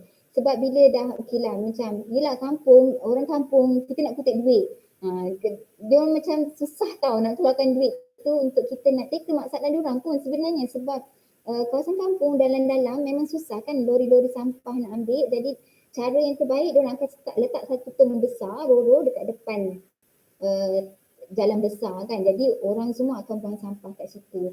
Which is bila dah bertimbun sampah kat situ, memang bau, kucing, anjing semua lah datang kat situ kan. Itulah isu dia, di mana memang nak educate people tu untuk kita just educate people untuk jangan buang sampah dalam sungai dan jangan bakar sampah. Kalau diorang nak buang sampah pun buang sampah dalam tu sampah kita kata tong sampah utama yang dia pihak-pihak konsesi sediakan. Which is tak semua kampung, dia akan ada satu point lah. So yang selalunya orang naik motor kan, dia akan datang untuk buang sampah kat depan tu. So yang lain tu adalah terpulang pada olah sebagai pelajar, sebagai orang yang dah attend saya punya talk pada malam ni. Jadi macam kita dah ada satu ilmu tu tau, yang you all kena apply je. Rajin tak rajin je. Jadi you all apply that and ajak kawan-kawan, mak-mak apa semua, mak, parents, family apa semua, adik-beradik apa semua untuk try to implement 5R ni dalam kehidupan kita seharian. Itu dia sebenarnya yang you all boleh tolong untuk helping all these issues to be resolved. Okay. Okay, thank you madam. So sebagai saya pun rumah dekat depan sungai, kadang-kadang ahli kampung orang lain pun yang buang sampah depan sungai tu, kita dah bagi tahu pun dia marah balik kita. So memang betul lah apa madam kata. So Tak apa, kita kutip je balik sampah tu depan dia. Kan? Ah, Kita kadang kita nak tegur orang pun kita bukannya siapa-siapa kan. So kita diam betul. je, kita buat je. Kadang-kadang macam tu lah. So So, tadi saya baca dekat dalam review tu, dia tanya yang kids ni boleh beli ke? Yang ni sebenarnya kita bagi percuma. So untuk sekolah-sekolah yang kita pergilah. So dia actually the storybook. The storybook bergambar macam ni. Dan dia ada dalam bahasa Melayu dan bahasa Inggeris. So adik-adik yang kita pergi ke sekolah untuk program Trash Hero Kids tu boleh lah. Even botol ni pun kita jual. Tapi di Malaysia botol ni ada di Trash Hero Cerating. So siapa yang di Pahang dekat dengan Cerating boleh cari botol ni. Ada jual Okay. Dan promo. so for the closing, I would like to go with Adlina. Okay, one question for me before we start the closing. Okay, as for now, a lot of developments in technology and science require the usage of chemicals and materials which is harmful to the environment, such as plastic. Therefore, does the pros outweigh the cons? Or in other words, is risking the environment for the advancement of humanity a valid action, or is it just an action of selfishness? Panjang soalan dia. Ya. Saya cuba hadamnya. Maksudnya macam kita sekarang kan teknologi kan pakai bahan kimia kan dalam bahan tu. So adakah dia lebih mempunyai manfaat ataupun dia berisikokan kita sebagai penduduk kat bumi ni lah. Untuk plastik kan untuk semua ke apa? Untuk semua, ya. Terutama kalau plastik lah. Dia sebenarnya isu yang paling utama adalah plastik. Sebab mana-mana pun memang kita gunakan plastik. Dan memang kalau sampah yang memang Trash Hero kutip pun memang banyak plastik. So plastik ni lah yang kita kena tackle sebenarnya. So memang all these chemical substances yang digunakan dalam plastik ni memang sebenarnya ada efek pada manusia. Even kalau you pun ada dengar cerita tak, kalau you ada botol ni, lepas tu you tertinggal botol ni dalam kereta kan, lepas tu dia akan panas kan. Lepas tu air kat dalam ni tak boleh minum dah. Ada tak dengar? Ada tak siapa-siapa bagi tips dekat you all? Ada. Ada. Sebab apa kan? Sebab bila benda ni panas, bila plastik ni panas, dia akan leaching tau. Dia akan leaching dalam bahasa Melayu apa? Nanti you all cari dalam dictionary. Leaching, dia akan leaching, so dia akan menghasilkan satu chemicals ataupun toksin lah yang bernyerap dalam air ni. Jadi dan kita pula minum air ni kan. So dia dah ada unsur-unsur karsinogen ataupun unsur-unsur kanser yang dah become harmful pada badan manusia sendiri, which is dia akan enter our bloodstream system, dia akan ni lah boleh menyebabkan kanser. That's why if you kalau you all perasan lah, sekarang ni budak-budak muda, budak-budak I mean like teenagers, even in your age, ramai yang meninggal. Maksudnya macam mati awal lah. Sebab penyakit yang pelik-pelik. Penyakit yang pelik-pelik macam kanser darah, kanser lymphoma, which is kita rarely benda tu happens in 1 in 10,000 people macam tu kan, because of all this food, makanan yang kita makan. That's why sebenarnya all you can do juga for your own health and safety kan, if you takut nak guna all this plastic because of the chemicals yang digunakan, even you nak pakai berus gigi, you nak pakai apa tadi yang microbeads tadi kan dalam cleanser you all, you go back to your natural, benda yang natural. That's why sekarang ni banyak juga produk yang orang yang di pasaran yang banyak menggunakan natural ingredients, which is dia kurang menggunakan all these chemicals kan yang untuk tahan lama apa semua kan. Jadi you can have that kind of ni lah, you go back to your zaman tok-tok kita dulu lah, go back to our old days yang menggunakan barang-barang natural ni. Sebab memang that's why effect ni ada, right? Banyak yang orang dah meninggal kena kanser awal apa semua sebab dari segi pemakanan. First of all, kita sebagai student dan human pun sebenarnya kesihatan kena jaga lah pertama. So you all have to take care of your health, eat clean. Kalau boleh makan makanan yang berkhasiat, kurangkan makan jajan coklat yang ada banyak gula dan juga preservatif lah. Go for the natural foods. Kalau boleh masak sendiri, kurang gunakan ajinomoto dan sebagainya. That is one you can do lah to have if you scared of apa or these chemicals might affect you, dan memang ada effect, memang banyak kajian menyebabkan all these chemicals. Okay, Adrina. Okay. We thank you for our panel, for her participation tonight, and for her willingness to run for this important office. Good luck. We thank our hosts, Club Debat and Pidato UiTM Perlis and Trash Hero Perlis. We thank you the audience for coming and remind you to save the world and take a friend to participate. So that's all from us tonight. Thank you and goodbye.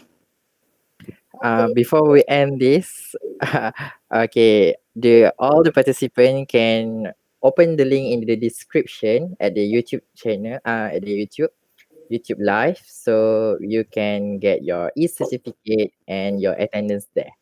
Okay, that's all from me. Thank you. Foto tak ada ke? Buat satu group foto. Ya. Boleh, siapa screenshot buat satu group foto untuk ni Google Meet. Boleh? I'm using phone, so take the screenshot. Anyone can screenshot. Okay.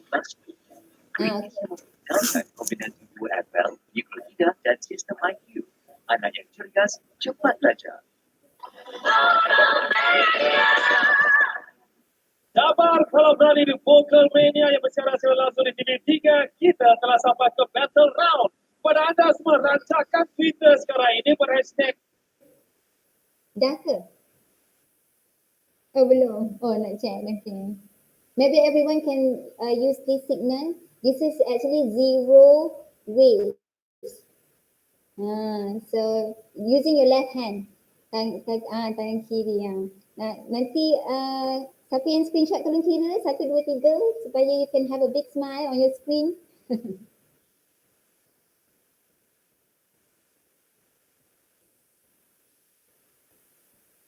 Yang screenshot tu, tukar screenshot tak boleh cakap. Tak keluar mic dia. Oh tak boleh cakap. Okay. Okay lah. Kita 1, 2, 3. Oh belum. 1.